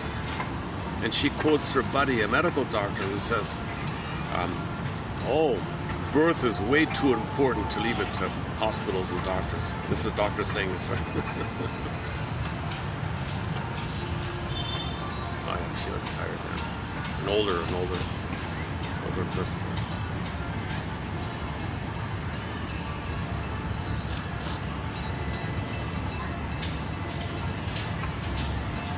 Yeah, it reminds me, you know, there's a professor said, some billionaire guy said, you know, why don't you just tax us? Tax me and my buddies. Just tax 0.5% of our casino speculations. And you can have universal basic income for 8, 9, 10 billion, whatever it is, 2,000 a month. Just charge a micro amount on us. And you can have universal basic income for everybody on the planet, free health care, free transportation, free utilities, free housing, free schooling, and plus everyone gets $2,000 a month and they can live comfortably. Piece of cake, when you do it, he spells it out. He thinks it can be done. All the technology is there, all the know-how is there, all the spacious land. Just create 200 new cities, 200 new countries. So if it's true that 200, one guy said, what's his name again? A professor from Sonoma County. What's his name again? Oh, for Pete's sakes. I forgot his name. There's a book called Giants. Look up the book simply called Giants. He studied the plunder system a little bit, not too much. He's controlled. He's definitely controlled. He's very afraid to say too much. He's very superficial. He keeps things very superficial. Although he says, yeah, I name names, and I know the deep. It's kind of vague like that. What's his name again? Phillips? No, Phillips? Peter? No, hang on. Oh, for Pete's sakes. It's a very familiar kind of common name. Anyways, the book is called Giants. I saw his lecture on YouTube. And he says he spent his whole life researching the plunder system and boils it down to 200 families that own and control everything. They all own each other.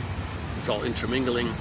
So the 200 families own each other's companies, but crisscrossing like that. So they're all networked like that. They all intermarry. It's a little club like that. So if that's the case, if 200 families own the whole thing, whatever,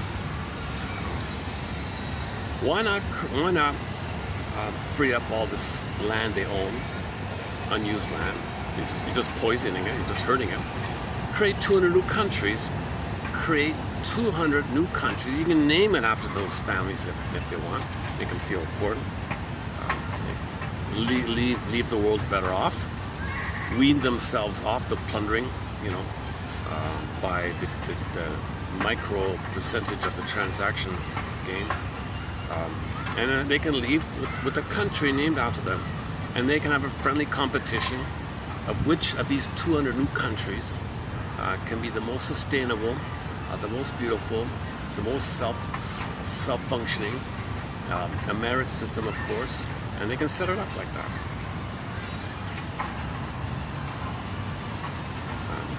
But the plunder system, no, Mike, no, oral fixation, not at the table. If you're not at the table, you're on the menu. Either be eating my greedy yogurt, no, either or. Oh, for Pete's sake, this is the trauma that the baby's supposed to internalize. What's called a voice of their mother saying, I love you, I accept you, I'm here for you, I welcome you, I see you, I understand you, I'm here for you, called the soothing interject, the holding interject. It's missing. It's like a vacant. In the vacancy, the baby's rage feels an attack on himself, but the attack is the cry for that voice. Never got it. So, like we said at the beginning of this film, repetition compulsion, devouring the planet like this. So we're destroying the planet, trying to get Mother's loving voice in our minds, basically. Or it's not just simply like that. It's the wiring of the experience that creates us. You know, we're created by these experiences. Human connections lead to neural connections. So somehow through persuasion or through self-awareness or through greater consciousness or some just common sense, I don't know, or Carl Sagan, or I don't know, we can get to maybe some fun way to present it. Can somebody present to the 200 families, you know, you guys, you can create a country in your name. Now we don't even know these names, right? A few you might have heard a few of them. Most of these names you never heard of. Now it's funny about that because I posted some quotes from an author named Lucy Freeman, but she married into the Freeman family. Her name was something else before, but somebody said that the Freeman family is one of those families, and she's in it. She married into it, but she's not active in it. She's just a companion to her husband who's in it or something. So if that's the case, so for example, if that's one example, you know, then you can have the Freeman country or whatever, the Freeman land or the Republic of fill in the blank, name of the family, like that, and create 200 countries, sustaining. So okay, it's all and it allows the best expression of each person. Everybody's allowed and afforded a chance to express what's unique about them. A massive amount of creativity, ingenuity will come about. New things will come about, new inventions will come about, new creative ways and systems will come up. But the way it is now, no, 80%, stay poor, stay misery, because I don't want to feel my emotional misery. I want to see you external. I want to see it externalized. I don't feel it with them. Okay. So plus, so the 80% are poor. The 20% say, all right, 80%, you digest my emotional misery.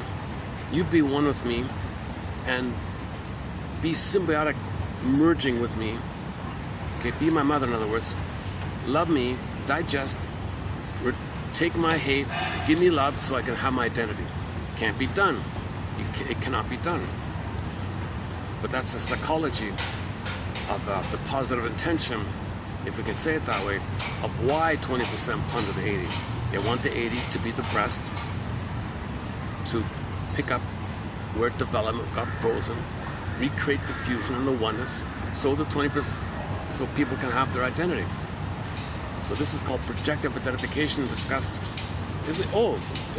The Rosso, is that the one below?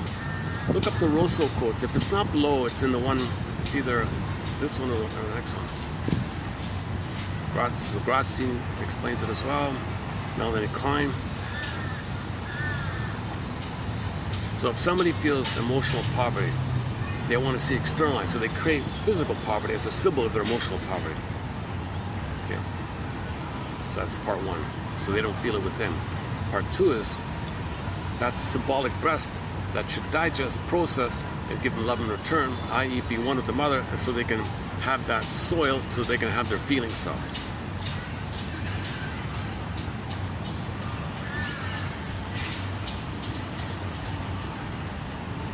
And like you said, today's quote, we're not trying to say something's good or bad, just something is a defensive strategy to deal with pain. That's what things are. People are doing things because if they didn't do it, they'd be in more pain. So why do you say it's good or bad? I mean, it's destructive, it's hurtful, we don't like it and all that. But I have the empathy that if somebody's doing something you don't like, okay, their unconscious is telling them to do it because if that person didn't do what the unconscious wants them to do, something worse would happen. Like the one quote here, like these call girl things, or the girl who can't love, let's say. If I refuse love, okay, I must refuse love. My unconscious says don't love. Because if it didn't do that, I would perish. They think that. That's the memory they don't remember, the experience they don't remember. From that unconscious event, they say don't love. If you, so the person will love, well, they gotta. Doesn't mean every woman who can't love is gonna do this kind of thing, but so in broad terms, all dysfunction in yourself and others, it comes from the unconscious that wants the symptom. It wants the dysfunction because it thinks something worse would have happened, and it still thinks it. So this is called the need for memory update, belief update, called memory reconsolidation theory. Oh, the person fell asleep in front. The person gave me that hard look, and then I fell asleep. I was worried I'm bothering them.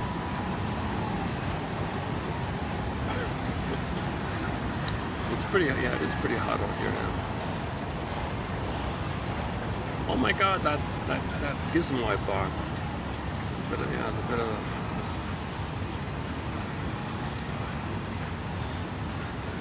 next time we'll be more careful. It came from a reputable shop and all that. Oh my goodness. 1 hour, fully charged, you only get the fan for 1 hour. Does that sound right? Okay. Where are we here? Oh, speaking of battery, how are we doing here? This battery. Okay, we're holding up here. 50%, 430. Okay, we're holding up here. I guess I don't have to worry about this. All right. So are we finished? Oh, one more. So I think I got one more here. Hang on. 30, 32, 42. Okay, one more here, yeah. Okay, a significant part of the analytic inquiry, even today, is to trace back processes and patterns of transfers to their source. You're transferring what happened in the past into the present, hoping for a better past. It is still useful to explore these psychological origins in relation to later increments of change, both inside and outside the family. Taking this point of view, the id psychoanalyst, first time to use this phrase, the id psychoanalyst, the shrink, he's an id therapist. The id, the id psychoanalyst. A psychoanalyst specializing in the id, right? I've never seen that before. The id psychoanalyst and his client attempt to transform current transfers into memories of actual or imagined history, obtaining information about earlier sources of transfers. In this view, they may then delineate the rise of processes and their development and the development of their patterns in various fields of past experience through various stages. Okay, so you carry this in other states. You carry your imprint in other times of your life. So you create a stencil, you apply it in your kindergarten years, you apply it in your elementary years, you apply it in your junior high school years or middle school years, you apply it in your high school years, you apply it in your 20s, you apply it in your 30s. So it kind of carries with you like that. but the environmental factors color it or distort it a little bit. But the same unresolved thing is underpinning it. So just keep that in mind and think you use. He calls himself an id id psychoanalysis. Id psychoanalysis. What do you do for a living? Oh, I'm an id psychoanalyst. Oh, sorry. I'm an id psychotherapist, sorry. I'm an id psychotherapist. My psychotherapy specializes on studying how your unconscious, your id, influences you.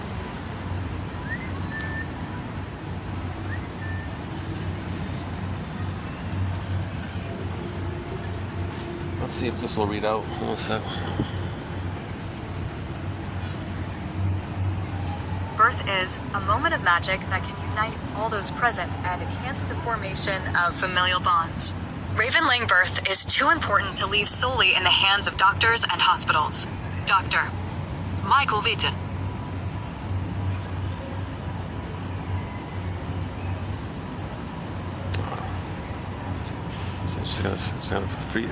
A significant part of psychoanalytic inquiry to this day is to trace back processes and patterns of transference to their familial origins. It is still useful to explore these psychological origins in relation to later increments of change, both inside and outside the family. Taking the genetic point of view, the ID psychoanalyst and his client attempt to transform current transference into memories of actual and imagined history, obtaining information about earlier sources of transference chosen for study. In this genetic view, they may then delineate the rise of processes and the development of their patterns in various fields of past experience through various stages of personality evolving. B. Wallstan.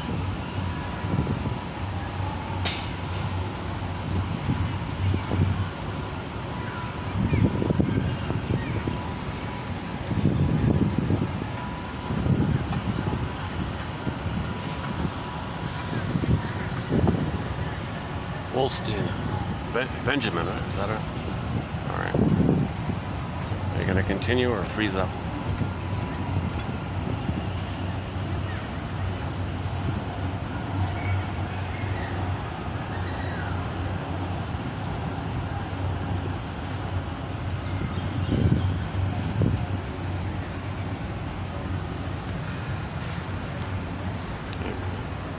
It often does that.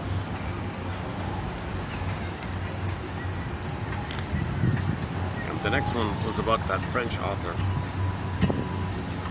What's her book called again? What's that book called? What's her book called again? Hold on a second. Do I have it here? Hang on. Oh, I don't even have it here. Hang on. Oh, I got it on the other phone. Oh, hang on. Let's see.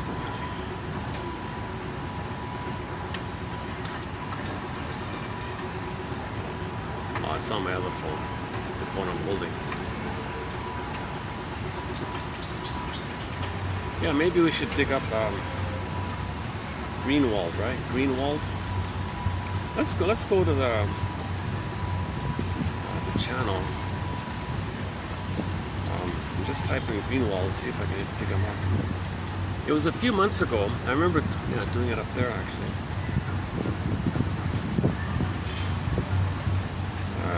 So go to the channel. Go to the channel here, and then let's see. Greenwald, G-R, so green and then walled, W-A-L-D, right? Did I get the name right? Let's see. Oh, these are older ones. Hang on. It's got to be a recent one. Oh yeah, okay. 32, 22. Okay, this must be the other one. Hang on. Only one view. Oh, that view got only one view.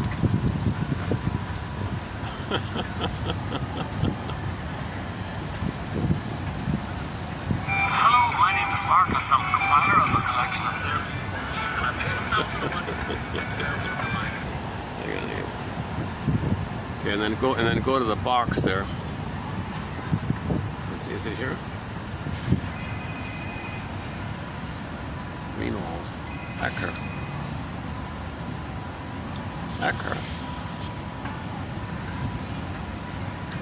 Look at this funny thing. The search doesn't, look at that. I typed in Greenwald, and there's no Greenwald here.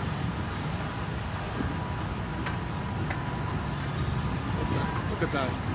It just randomly gives you a video. Like it doesn't lead you to. It might be part of the shadow banning, like to confuse you like that. You search for things, it doesn't show up. Let's try again. What is it? 3197. Let's go to 3197. It doesn't sit there. I wish it to live forever. I want to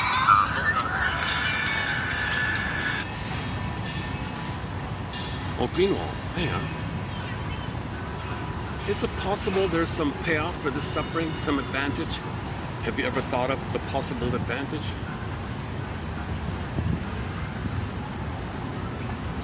Oh, that's a different Greenwald. Oh, that's a different one. Okay, hang on.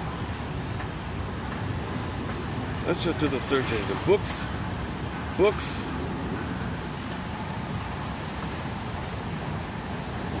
Oh, the book I referred to it below here. Marisi Choisi, 1961. Okay, that one there. So I quoted from this book here, this famous book here. A foundational text exploring the emotional and psychological drivers behind this phenomenon. Using case studies, it explores factors like childhood trauma, dependencies, and so on. It offers a compassionate, analytic look at the mental health and social stigma around this thing. Oh, originally published by Philosophical Library, it is often available in academic collections and online archives. Yeah, see, now they're leading you to some controlled kind of information. Oh, Jesus, 1 second. Another one of these. Oh, Jesus. Okay, I'm at the move again here. The next one here.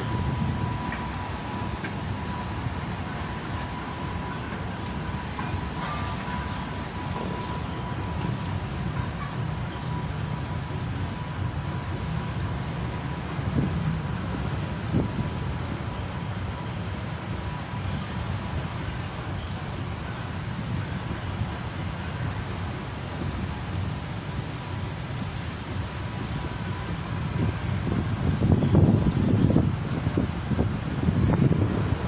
Greenwald, I was right. Yeah, Harold. So it didn't show up in the search. Earlier we posted quotes from this book, Harold Greenwald. Harold Greenwald. That book, A Social and Psychoanalytic Study, 1958. I see, so his book was 58, this French lady's book was 61. These seem to be the top two books on this issue here. I found the Harold Greenwald book kind of fluid and easy to read, clear language. This French one, a little dense and obtuse a little bit.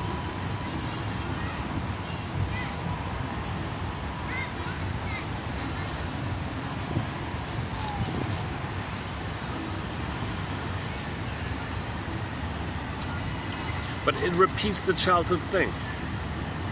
It repeats the childhood thing. You can't love, so you shut down, repeat, create, reject, self-fulfilling prophecy, create, reject, self-fulfilling prophecy. You're just repeating some inability to connect from the past. You're just repeating it like that. So the Don Juan, the Donna Juana is the repetition compulsion of the failure. Repetition compulsion of the failure. Okay, you sublimate it, you get money, so you're kind of like you get a secondary gain, but you're rewarding your disturbed thing underneath. People can spend their lives in a dysfunctional mode. To tell the world what your parents did to you? That's like the Portneys complaint one. Yeah, so this will be analogous to the Portneys Anybody who's dysfunctional, in a way, is doing a little bit like the Portney thing. Like anybody who's in a dysfunctional mode can maybe a little bit relate to this Portney story, because he's afraid of authenticity. He's afraid of introspection. He's afraid of connecting with himself. He's afraid of forgiveness. He's afraid of understanding. He's cynical and angry. Wants to show up and complain, and he gets some kind of egotistical status by this. So in the Portney one, his reward is narcissistic supply, coercing the environment to say how smart he is, by his self-shaming, deprivation, cynically attacking you while he's saying it. He's doing it all like that, right? So this is a very tiresome kind of thing. I think it'd be very tiresome to. I saw that one little clip for 2 minutes. Oh yeah, I'd be bored watching this kind of thing. It'd be very boring to watch some nasty, complaining character all the time, right? But he does it in an eloquent, articulate way, using all the jargon of psychotherapy. So you're kind of drawn in with this. Is he like a philosopher? Is he learning? Is he processing? No, he's fooling. He's just messing with you. He's hooking you in to show off, and it doesn't matter. He's a very cynical character, right? The Portney guy. Look at that. As far as I can tell, no one else has really discussed this topic. 58 and 61, the two books here, according to this. Greenwald and Choisy. Is that it? Okay, there's the Choisy book there.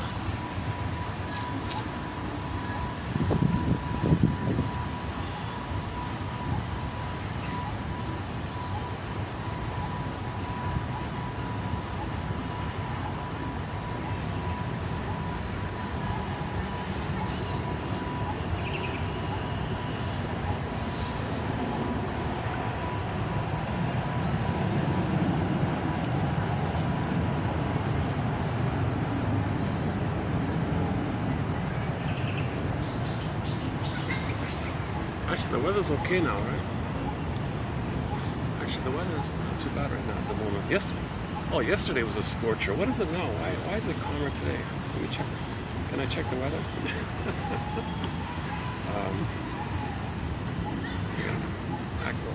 Let's try the Accu weather. Let's try this one.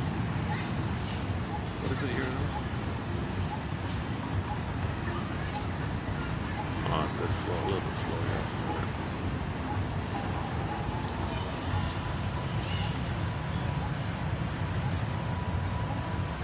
AccuWeather.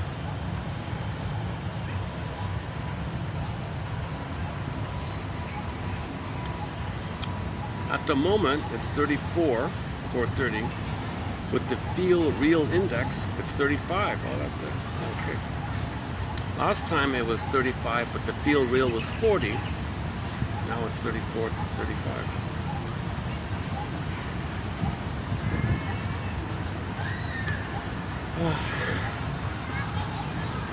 I wish I had some new fresh quotes. Why can't I? Okay, that's concerning. Why is it? See, I'm noticing something. This channel is already shadow banned, right? No one's gonna find it. If by chance someone does find it and look for something, it leads you to something else or something. I'll give you an example. In the shorts section, let's try it again. If you go to the shorts section,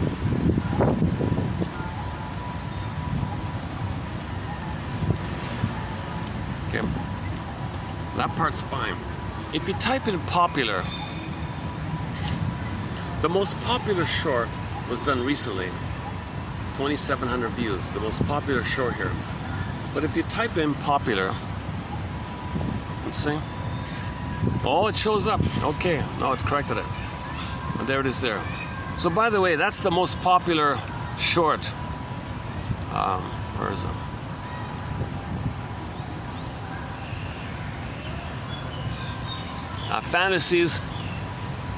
Fantasies of people that don't have emotions. You gotta have a body. in order to have emotions. That topic there. So that's the most popular short. Yeah, here are the top three. Here are the top 3 shorts in this channel. Oh, it worked. Oh, okay. I stand corrected. It worked this time. Last time I checked, it didn't show up. I thought I got flagged or something. Did I say something? Gonna serve. Okay, Harold H. Let me try H. Greenwald. Hold on a second. H. Greenwald. I'll put it in quotes.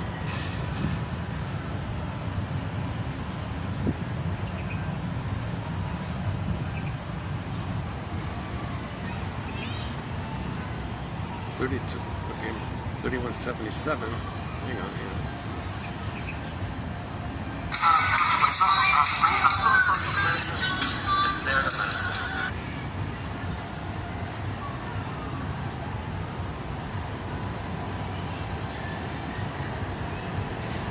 Okay, oh, here we go.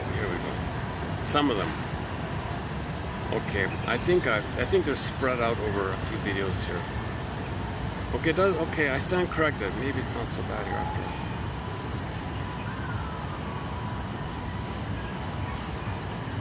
She turns to the man out of revenge. She's active, devalues him, takes his money and throws him out. Okay, here's Harold Greenwald. When I wrote my book, I was faced with the frequent question, how do you know that the motivation you describe holds true? Well, there are other books. I've done my research. In 1960, there's a book called Anonymous Streetwalker here. Another one called Not for Love. Another one called In the Life, and so on. In these books, you'll find lots of evidence for this kind of syndrome, strikingly similar symptoms. So if you don't believe me, read those books, and they all say the same thing. Hatred of man, self-hatred, hatred of others, worthlessness. Oh, you think they're happy? Do you think they're happy like the movie Never on Sunday? Do you think they're like happy like that? No, you're kidding. Oh yeah, believers in the myth of the happy call girl, as depicted, for instance, in the fantasy film Never on Sunday. Dun, dun, dun, dun, dun, dun. I tried to play that once. It's copyrighted. Nice little melody, right?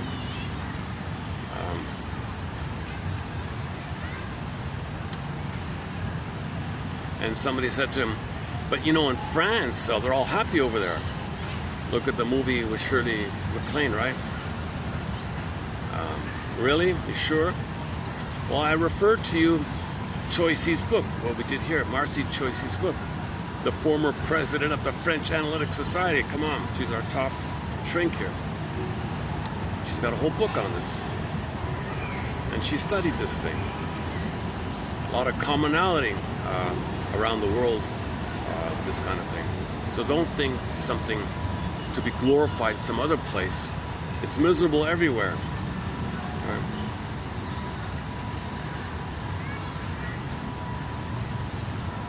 Never was the French proverb le plus ça change, le plus c'est le même. The more things change, the more they stay the same. The more things change, the more society develops, the more this kind of thing stays the same. The more things change, the more they stay the same. Yeah. Turbulent changes don't affect reality on a deeper level, other than to cement the status quo. A change of heart must accompany experience before lasting change occurs. The more it changes, the more it stays the same. So this oldest profession has been the same like that, even though there's been so many changes, right? Although the outward appearance may change, fundamentals are constant. Different clowns, same circus.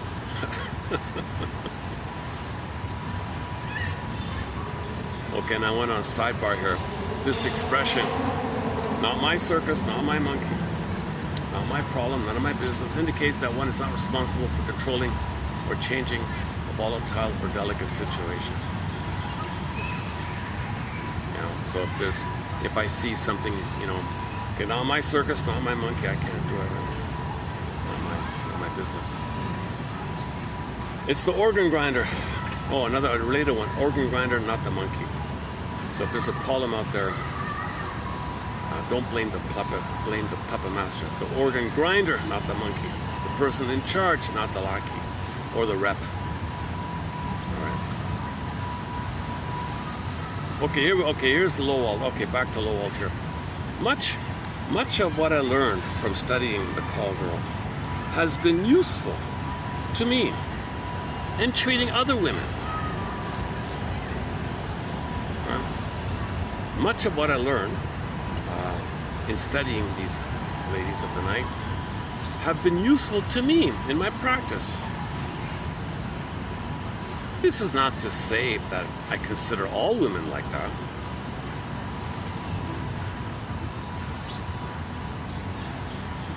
My knowledge of their culture has been helpful to treating all kinds of disturbed people. Oops. Including criminals, it says here. Looks like I lost it. Hang on, give me a sec here. Including this, oh, he says, I even had a psychopath in my, come to my office. Okay, this is the person with no conscience who manipulates and lies and relates to everybody in an exploitive way. Well, since I studied that underworld or whatever, I'm prepared for psychopaths and other endeavors, armed with a keen sensitivity to the weaknesses of all with whom he comes in contact, and with complete ruthlessness, he attempts to satisfy his impulses and cravings immediately, no matter what the costs are. Well, turns out that, back to the call girl one, their managers are often psychopaths because they're not interested in warm human relationships.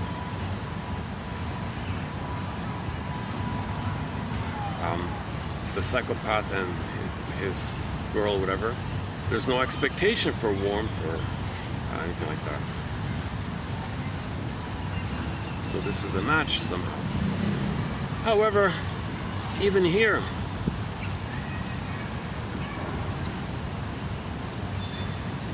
oh, and it's even worse. It gets worse. The manager might even exploit this girl or something. All right. Surprise came when I began to meet some of these ladies who purchased my book. Oh, you read my book? That's why I'm here. He says that some of these girls read his book, and because of that went to him. A number of these girls told me that they read my book thinking they'd learn the ropes. Oh, that's not why I wrote the book. I thought that my book amply demonstrated what I then considered the extreme degradation of their lives. But I didn't fully appreciate the large percentage of these women for whom this very degradation was one of the most attractive features of the profession. Okay, so they wanted to learn how to be a better psychopath or something like that.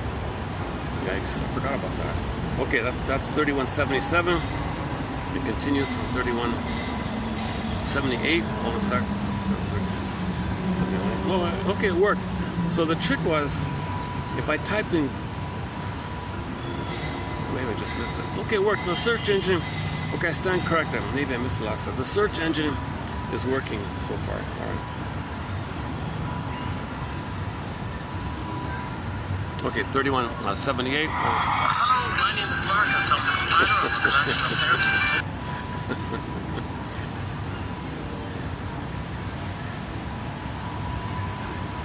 Is this green wall? Let's see.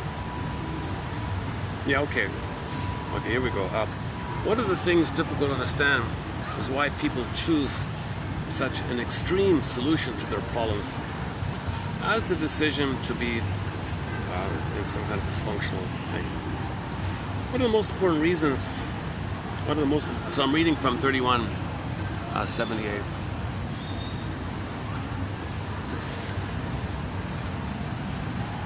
Okay, disappointment, anger, hurt. Okay, where are we?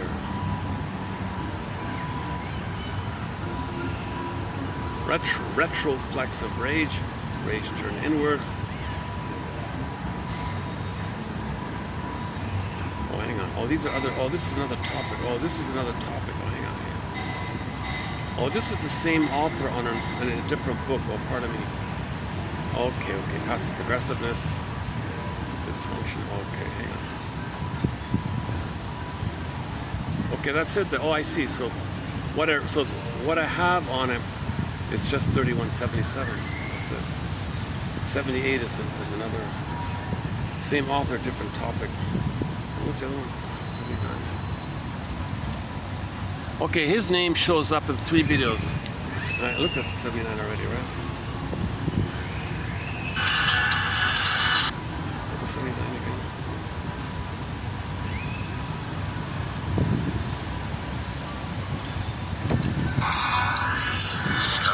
Okay, so now. Oh yeah, we did this one already. What I said, okay, 3177. Okay, I stand corrected. Go to 3177. That's it. So I don't really have much.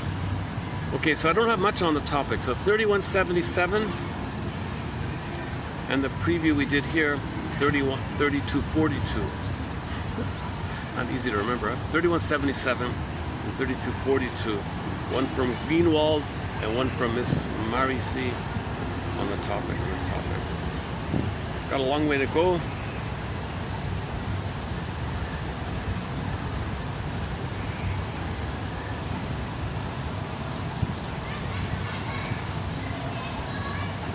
But he's not talking about countries that have been plundered and pillaged. He's not talking about that. He's talking about wealthy places. So there's no quotes from people like in Africa, let's say. If the woman resorts to that,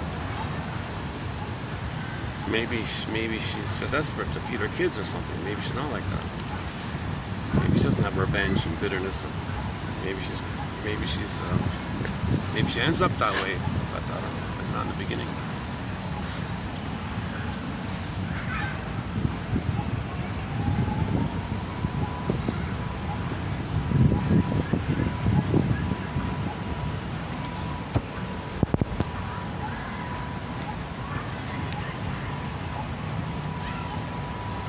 I'm more in the touristy kind of family touristy kind of areas. Plus, I live at the other end of town. That kind of activity in the city is sort of like the opposite of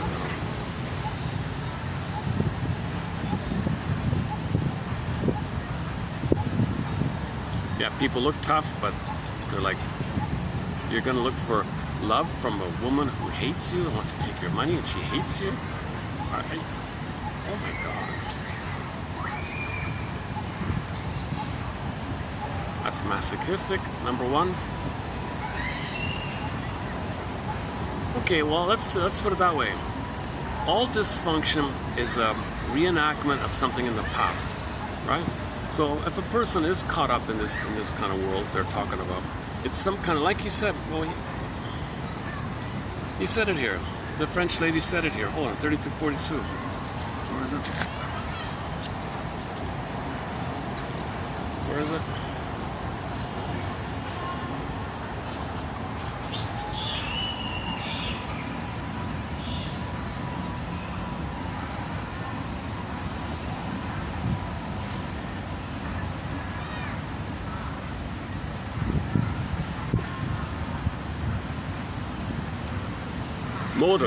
Under motives.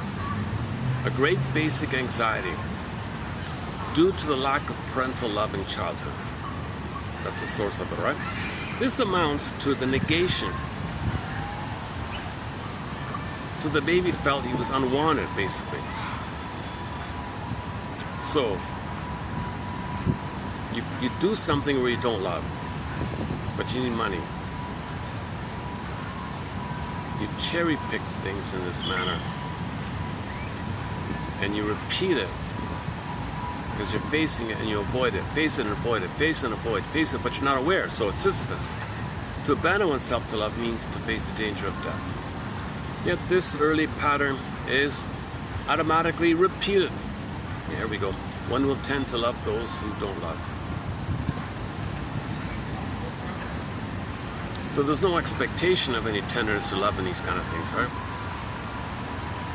The repetition compulsion is both sides have a taboo on love and tenderness and affection. You recreate, reject it, recreate, reject it, recreate, reject it, recreate, reject it. You can't bring it to the table. You can't bring it to the table because it's rejected. You can't reject it, reject it. So you're prepared for reject it, reject it. You're trying to master this thing. How do you face this phenomena where you can't feel anymore? Well, reject it, but I'm aware of it, reject it. Is that right? So both are caught in this effort to master the pain that they can't love. That just creates more pain. So now it's Sisyphus, now you're caught in this dysfunctional thing. And to the money area, which is symbolic for power, that's your identity, feeling important. You can buy things, obviously.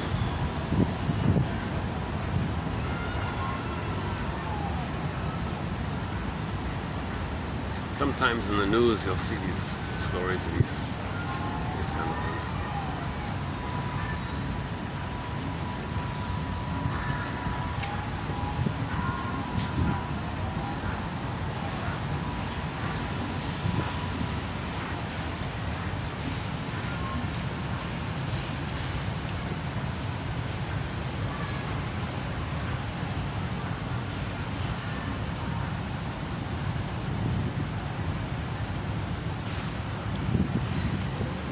Yeah, yesterday's quote, he called it a reactive adaptation.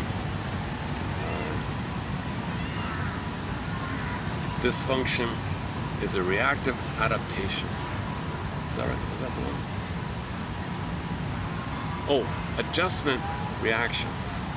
Adjustment reaction. Adjustment. So instead of a label, whatever they're doing is an adjustment reaction. Okay, a little vague.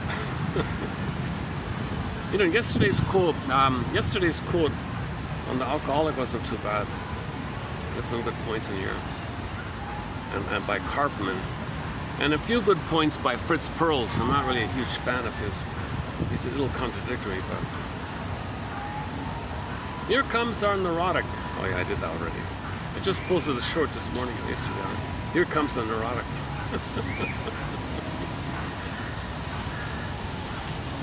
Yesterday's video got no views, except only one of the shorts got a couple of hundred views. The rest got zero, like 1 or 2, basically nothing.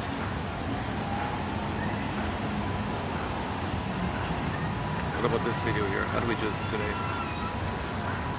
I feel like I didn't bring enough material to this. I didn't bring enough material to this video here.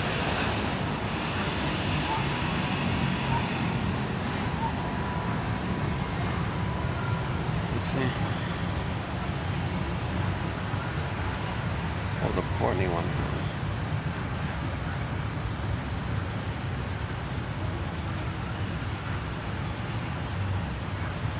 Why does that name ring a bell? Greenwald. Oh, there's got to be another. Maybe there's 2 Greenwalds. Is there another one? I'm getting these names mixed up. Greenwald.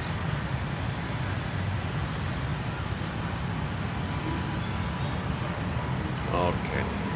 There's another Greenwald. So Harold Greenwald. And there's another guy called Jay. Whatever his first name is. Jay Greenwald.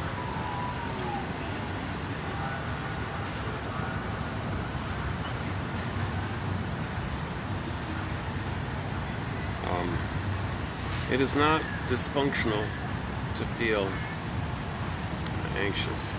It is how we relate. It is how we relate to ourselves and the others about such feelings that can produce issues. It's not, so it's your response to the event. Not the event is something, but it's more about your response to the event. That's the basic message. A lot of people. What's the other one?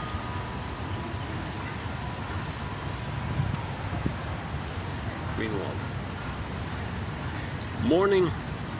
So this is a different Greenwald. Mourning is a part of the spontaneous flow of the self.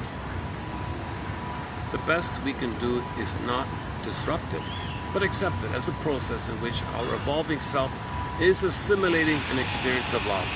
Okay, when you're mourning, that means you're assimilating the loss. You're admitting the loss took place, you're going to mourn about it, express your grief about it, that means you're assimilating. That's what you got to do. That's called the working through or the healing. The healing process is this. It's all about this. The whole project is this. What he said here. This is a good summary of it all. Mourning is a part of the spontaneous flow of the self in a drive for healing. The self is trying to heal. The best we can do is not disrupt it, but accept that as a process in which our evolving self is assimilating an experience of loss. That's a good quote. When we are still in a mourning phase following the loss of a partner, we simply are not emotionally available for a new relationship. Many methods used to hasten the mourning period result in repression, pushing out of awareness the unfinished need to mourn, also known as spiritual bypassing. It takes two to nourish an intimate relationship. It takes one to wreck it. Okay. Mutuality.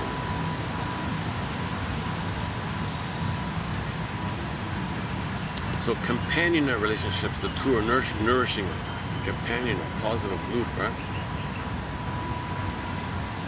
If one is neurotic and they wreck it, and it doesn't happen.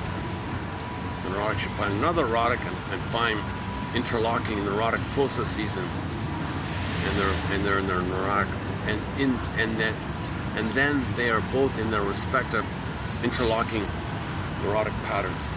That's from Route 66. Do we have it here? Route 66. Oh, does it show up here? Hang on a sec. Route 66. Does it show up here?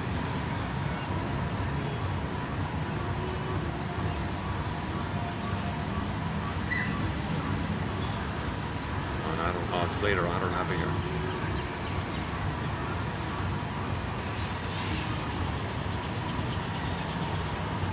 Yeah, think about the purpose of the symptoms. What does the symptom do for the person? What does the symptom do for the person? The symptom prevents something worse from happening from the unconscious point of view.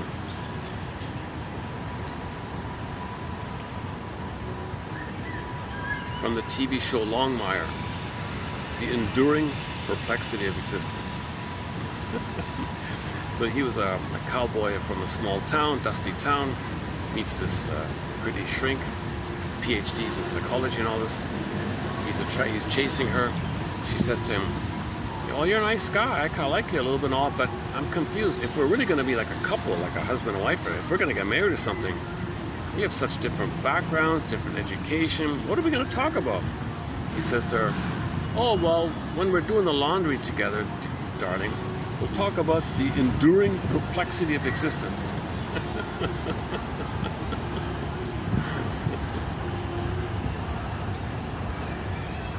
There's a famous scene from Longmire where there's this really evil woman, and he's trying to catch her, but she's so clever. He found a way to psych her out a little bit, and by telling her a story.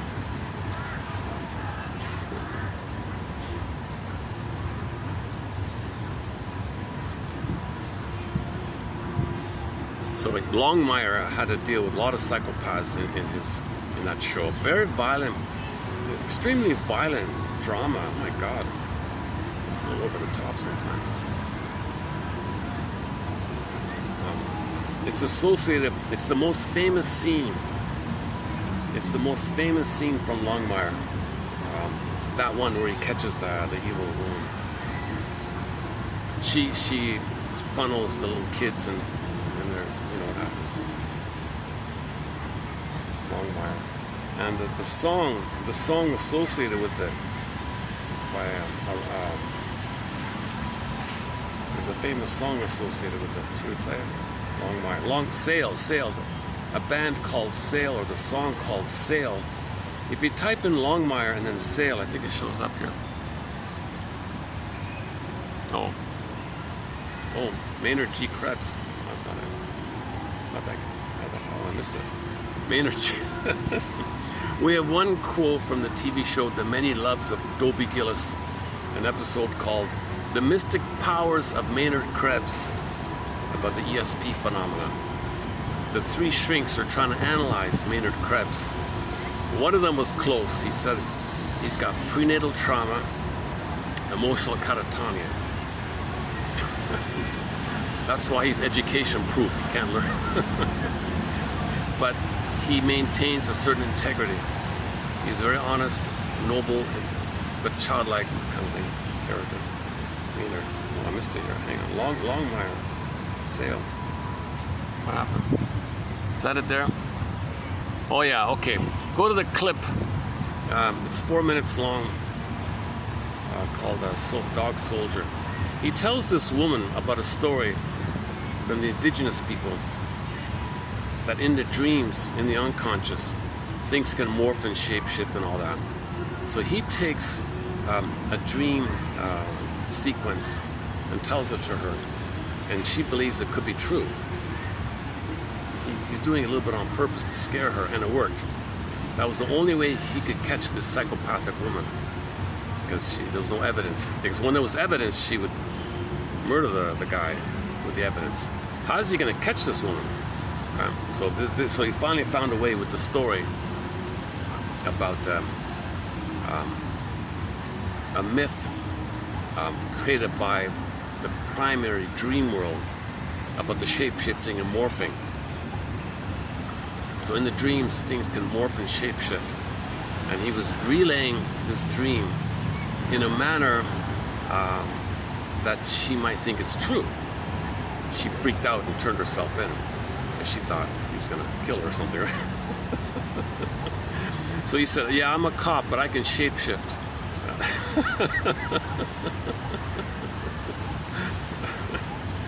Okay, should we? Okay, this is, I don't remember if this is going to have to be trimmed out or not. I'll give it a try. If you notice like a skip, okay, if you just notice the skip, it's because this got trimmed out. So your mission, submitted for your approval and consideration, is to go to type in Longmire, and type in the name of the show, the guy's name, Longmire, and just type in Sail, the name of the song or the band or something. And then look up the clip entitled Longmire, a Dog Soldier, Sail in brackets here. So I'll play it here. If it doesn't show up, check it out. It's a key scene where he manages to freak out the psychopath, and it worked. A very rare way to catch a psychopath. This woman is a cold-hearted psychopath. You can imagine the typing. Okay, let's play it here.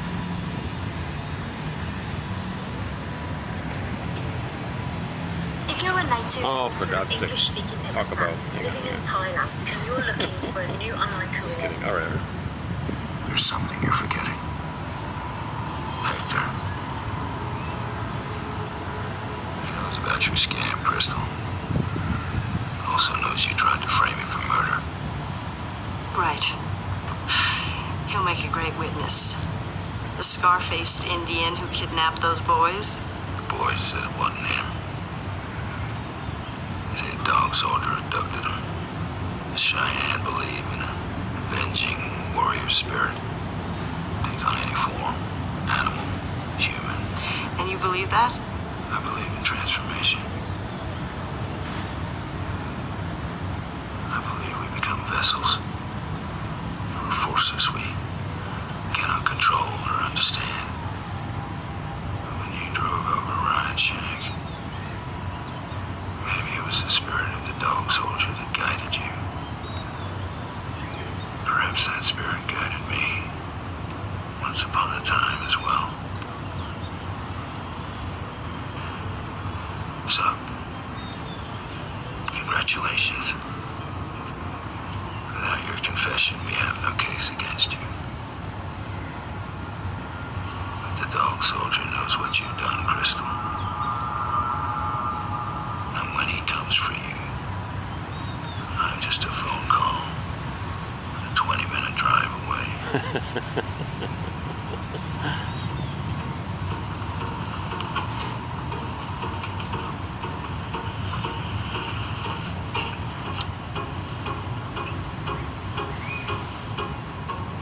I'll come as fast as I can.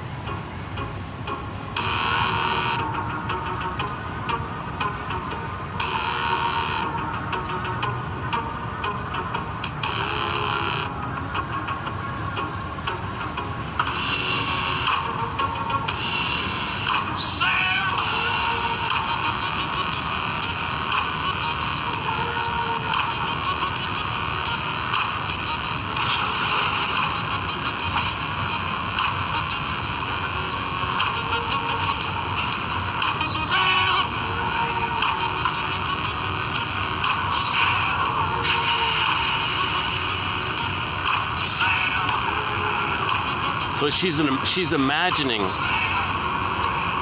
that he's going to be the dog soldier in her fantasy.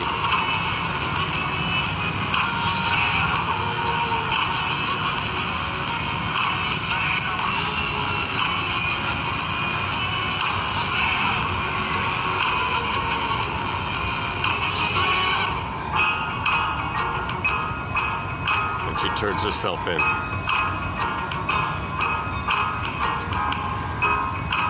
And the children that she kidnapped and sold and all that are free. And those kids were murdered, and she sold them into some kind of slavery murder thing.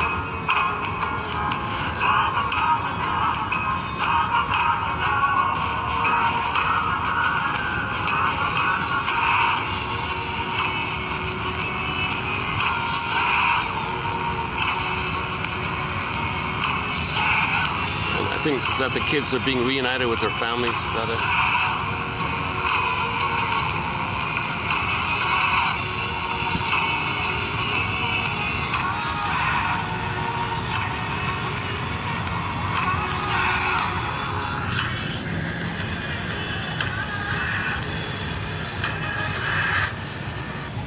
Goes on a bit. Oh, my battery. Hang on. My battery. 20%. Only got about 10 minutes left. You know, let me just be on the safe side. Let me plug in the thing. Hold on a second. Let's do this right. It drains pretty quickly once it hits the 20 mark.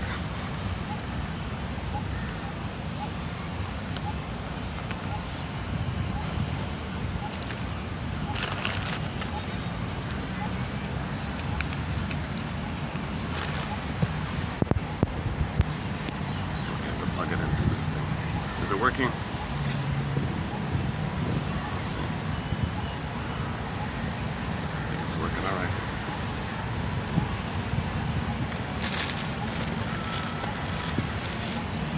Okay, so there's a myth, you know, like in myths, in things shapeshift. That's in the dream world, the primary process world like that. So he's letting her be confused about it. He's just telling her like a myth or a fairy tale kind of thing. And he juxtaposes it with, you know, with the concrete idea. People change. The general idea, we're channels of energy. Maybe before he was a cop, he was a criminal. He was freaking her out. He was psyching her out, which is very rare. It's very rare for any kind of police officer to catch a psychopath, right?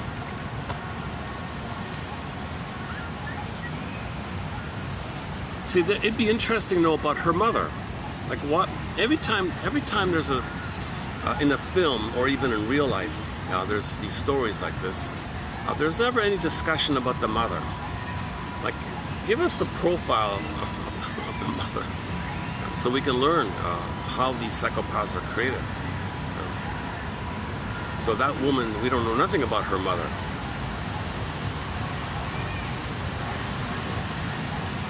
What she went through, right? that she would feel entitled to do such a thing. And so I think she would find the impoverished indigenous children, missing and murdered indigenous children. She would steal them, and then they were sold into things, and people would do all these awful things to these kids and the missing. So you got these missing and murdered indigenous children. She was the lady doing it, selling it to sickos out there.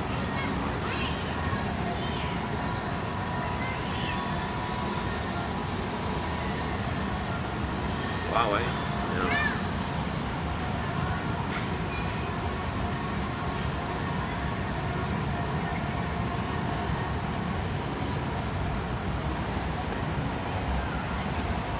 Well, now that I've got let me just play the first part of it. Let's try it again. Okay, so here's our hero Longmire trying to catch somebody with no. He knows all about it. Everybody knows she's the psychopath doing this, but there's never any you never have any perfect evidence. And when there was evidence, she would run them over with the car and all that. So she would just murder the people if there was evidence. So how does he catch her? There's something you're forgetting, Hector. He knows about your scam, Crystal. Also knows you tried to frame him for murder. Oh, she framed an innocent person. Oh, yeah. He'll make a great witness. The scar-faced Indian who kidnapped those boys. The boy said it wasn't him. He said a dog soldier abducted him. The Cheyenne believe in a avenging warrior spirit. Take on any form, animal, human. And you believe that? I believe in transformation. I believe we become vessels for forces we cannot control or understand. When you drove over Ryan Shank, maybe it was the spirit of the dog soldier that guided you. Perhaps that spirit guided me once upon a time as well. So, congratulations. Without your confession, we have no case against you. But the dog soldier knows what you've done, Crystal. You're unconscious. And when he comes for you, I'm just a phone call and a 20-minute drive away.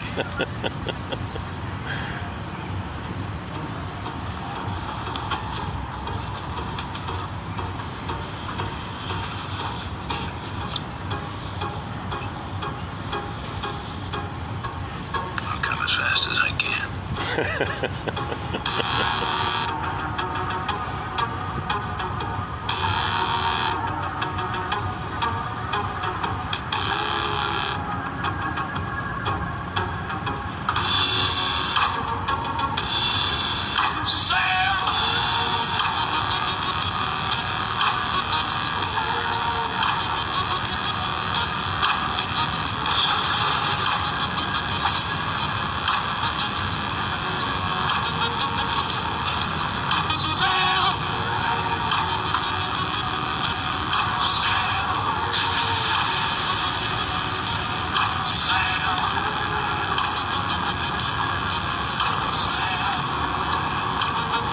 So either he's thinking about it like that, or she's imagining it like that.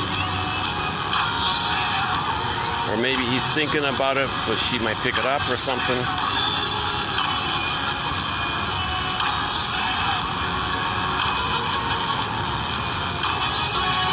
And the innuendo thread, I'll be there in 20 minutes, so I'll come as fast as I can. That kind of want to go on, and the kids are safe.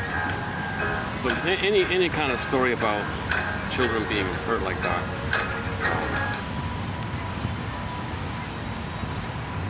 any kind of agency that's trying to protect children might be an interesting clip there. I'm not sure the name of the episode.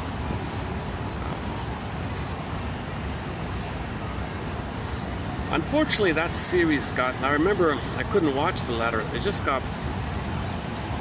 It got more and more violent as the seasons progressed. It started off kind of bad enough already, and oh my, I quit. I thought, this is ridiculous. My God, it's more like a horror show or something. 29,000 views, this clip. Yeah, okay. Okay, if you didn't see it, once again, check out the clip from the TV drama, kind of like crime drama slash horror crime drama. Longmire is our hero. The clip is called Dog Shoulder.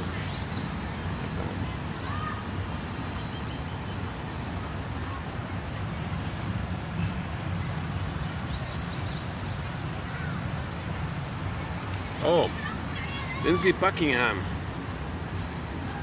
Oh, something happened to Lindsey Buckingham. What happened? Oh, here's. Oh, I never do this. I never talk about news events. Should we play this clip here? What's this about? We have one of his songs. Hang on. We have one of his songs on our soundtrack. Developing news now. Former member of Fleetwood Mac, Lindsey Buckingham, attacked in Santa Monica. Police say they know who the suspect is and that she may have been in contact with Buckingham before the attack. KTLA's Mary Beth McDade is live in our news center with the latest. Hi, MB. Hi there, Sam and John. Yes, the LAPD tells us that the incident occurred on March 25th. They reportedly know who the suspect is, but have yet to arrest her. The LAPD will only say that their threat management unit. Okay, forget it. It's just some fan grabbed them or something. Okay, some trivial little thing. All right. We have his song is called Trouble, right? I think I'm in trouble. Lindsey Buckingham live. Which one? Which is it this one? Try the first one here.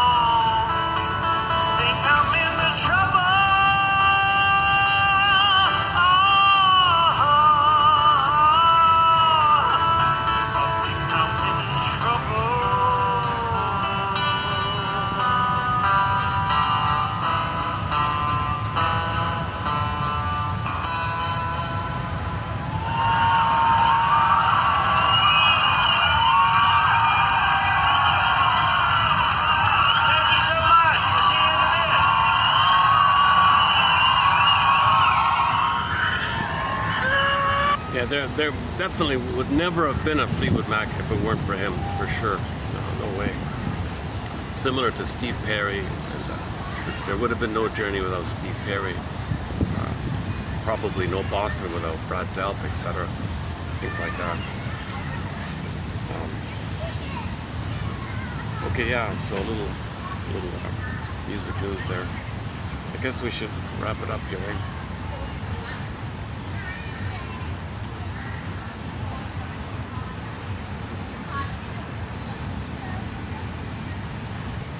I'm thinking about how I was feeling really refreshed last week in the park, and I got a lot of views.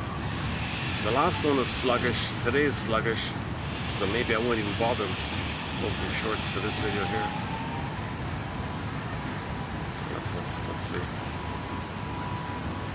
Well, thanks for joining me this afternoon in the park. All kinds of variety, a lot of variety here. Old lady's taking her nap in front of me.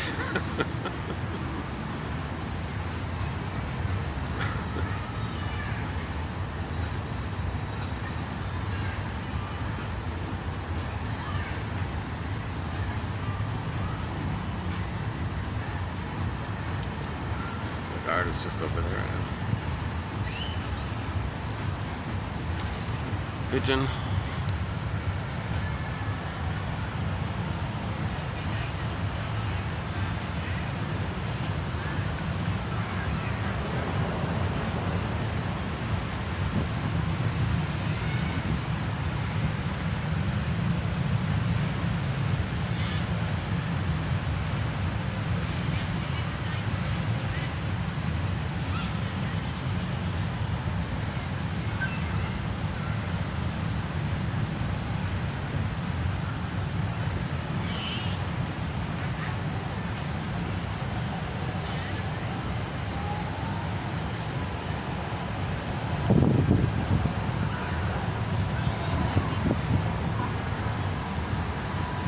It seems he's doing a lot of interviews lately, Lindsey Buckingham, telling his story.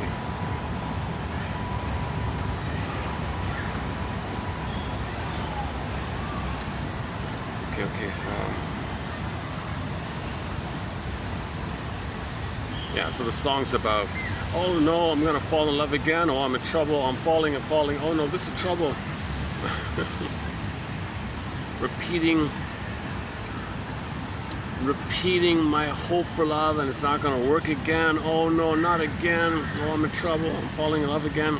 This is madness. This is love sickness. This is trouble. Oh no, I think I'm in trouble falling in love. Well, if you're doing this thing, it's trouble because you're in the past regression.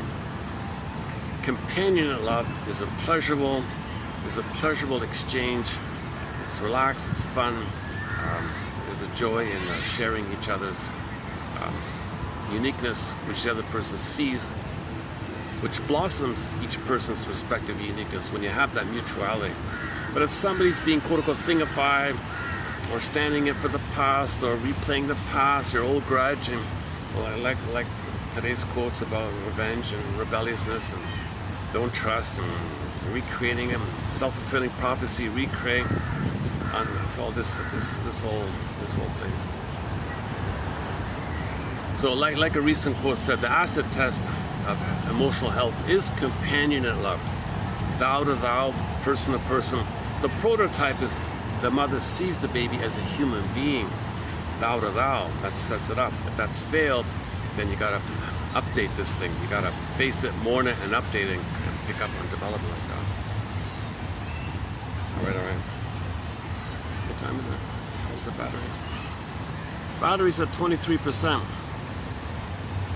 Oh, the battery's, it's not charging. Anyways, it's increasing, right? This battery's on full charge. So all this time, it's only been 3% increased there.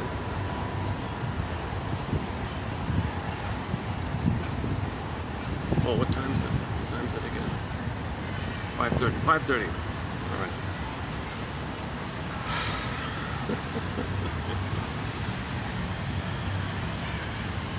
Quickly go back to the collection. Let's see. Are we missing something here?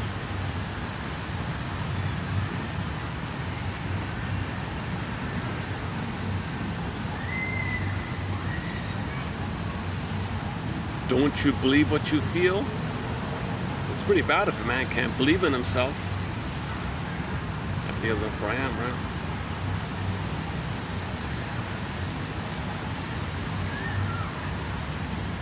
From a self-help author. How starved you must have been that my heart became a meal for your ego. Again, the oral issue, the meal, right? You're a meal for your ego. You didn't care about me. Just wanted my attention or something. So you're important. You didn't care about the meal. Here's the nomad one. We can all live like nomads, where I nomad at you and you nomad at me. Right, comedian. I'm a comedian. We now have five jokes by Steve Behrman, the comedian, in our collection. That's one of them. The most recent one is, how do you spell guru? The word guru. How do you spell guru? G. You are you.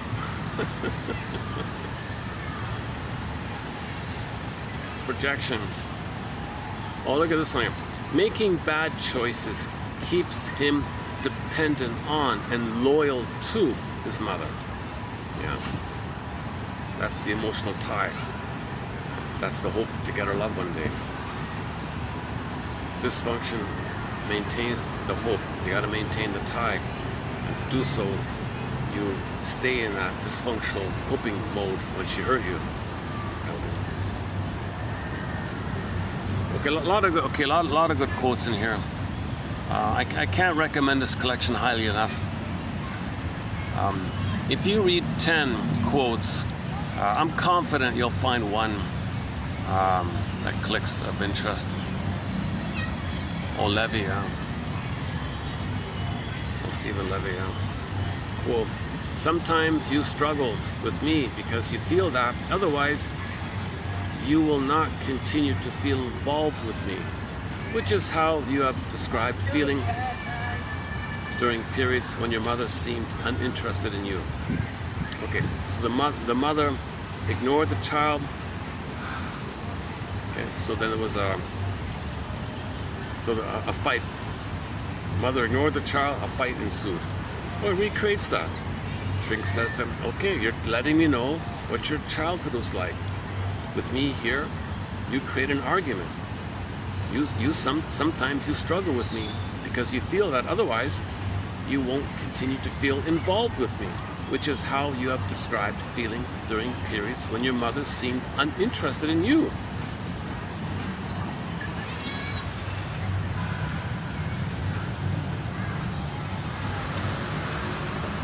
The adult ego state. The adult ego state. I look inward instead of comparing myself to others. I appreciate the ironies and unpredictabilities of life.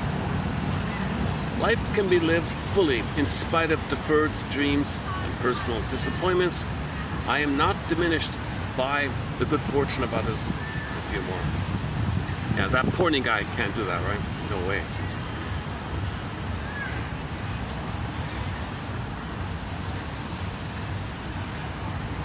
If we could honestly look at ourselves without judgment, we would see how alike we all are.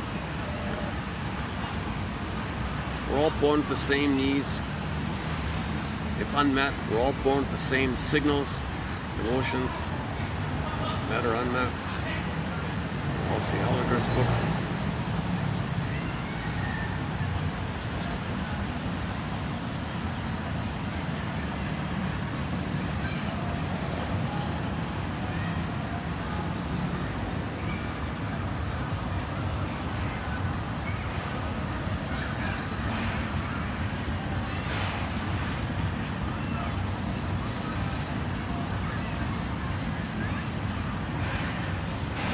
Paul Gray.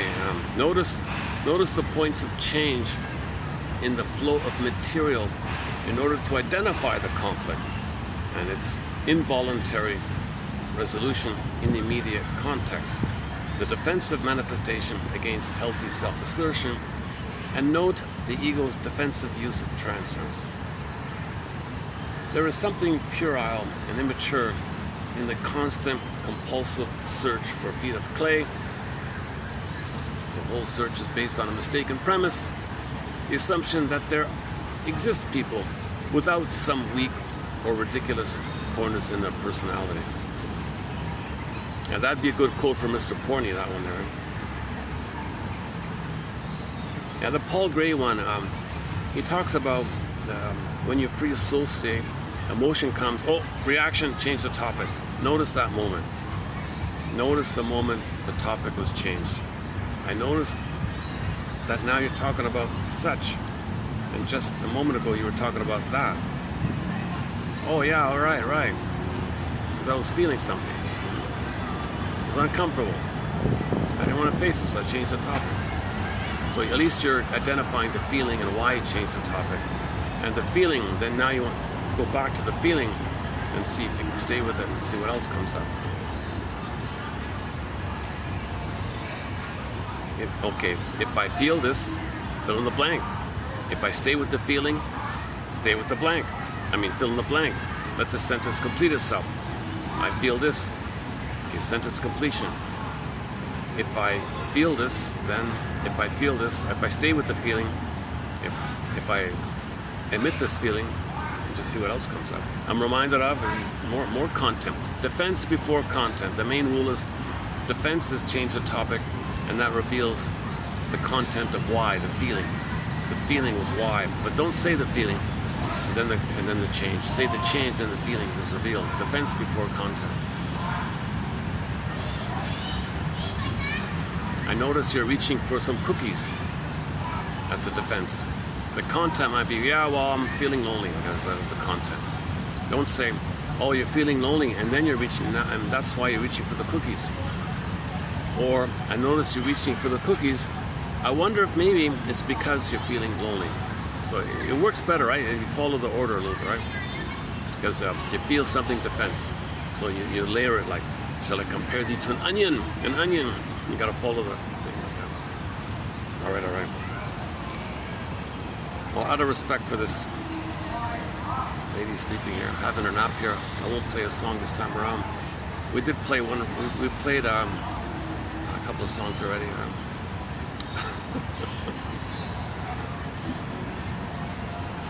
Pigeons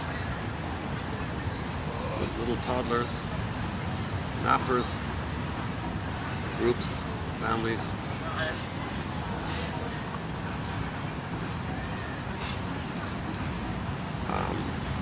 Collectors, employees, travelers, tourists. All right.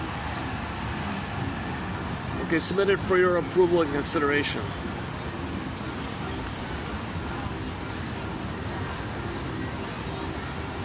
We'll see you in the next video. Refreshed or unrefreshed, I'll see you in the next video. Metaphors be with you.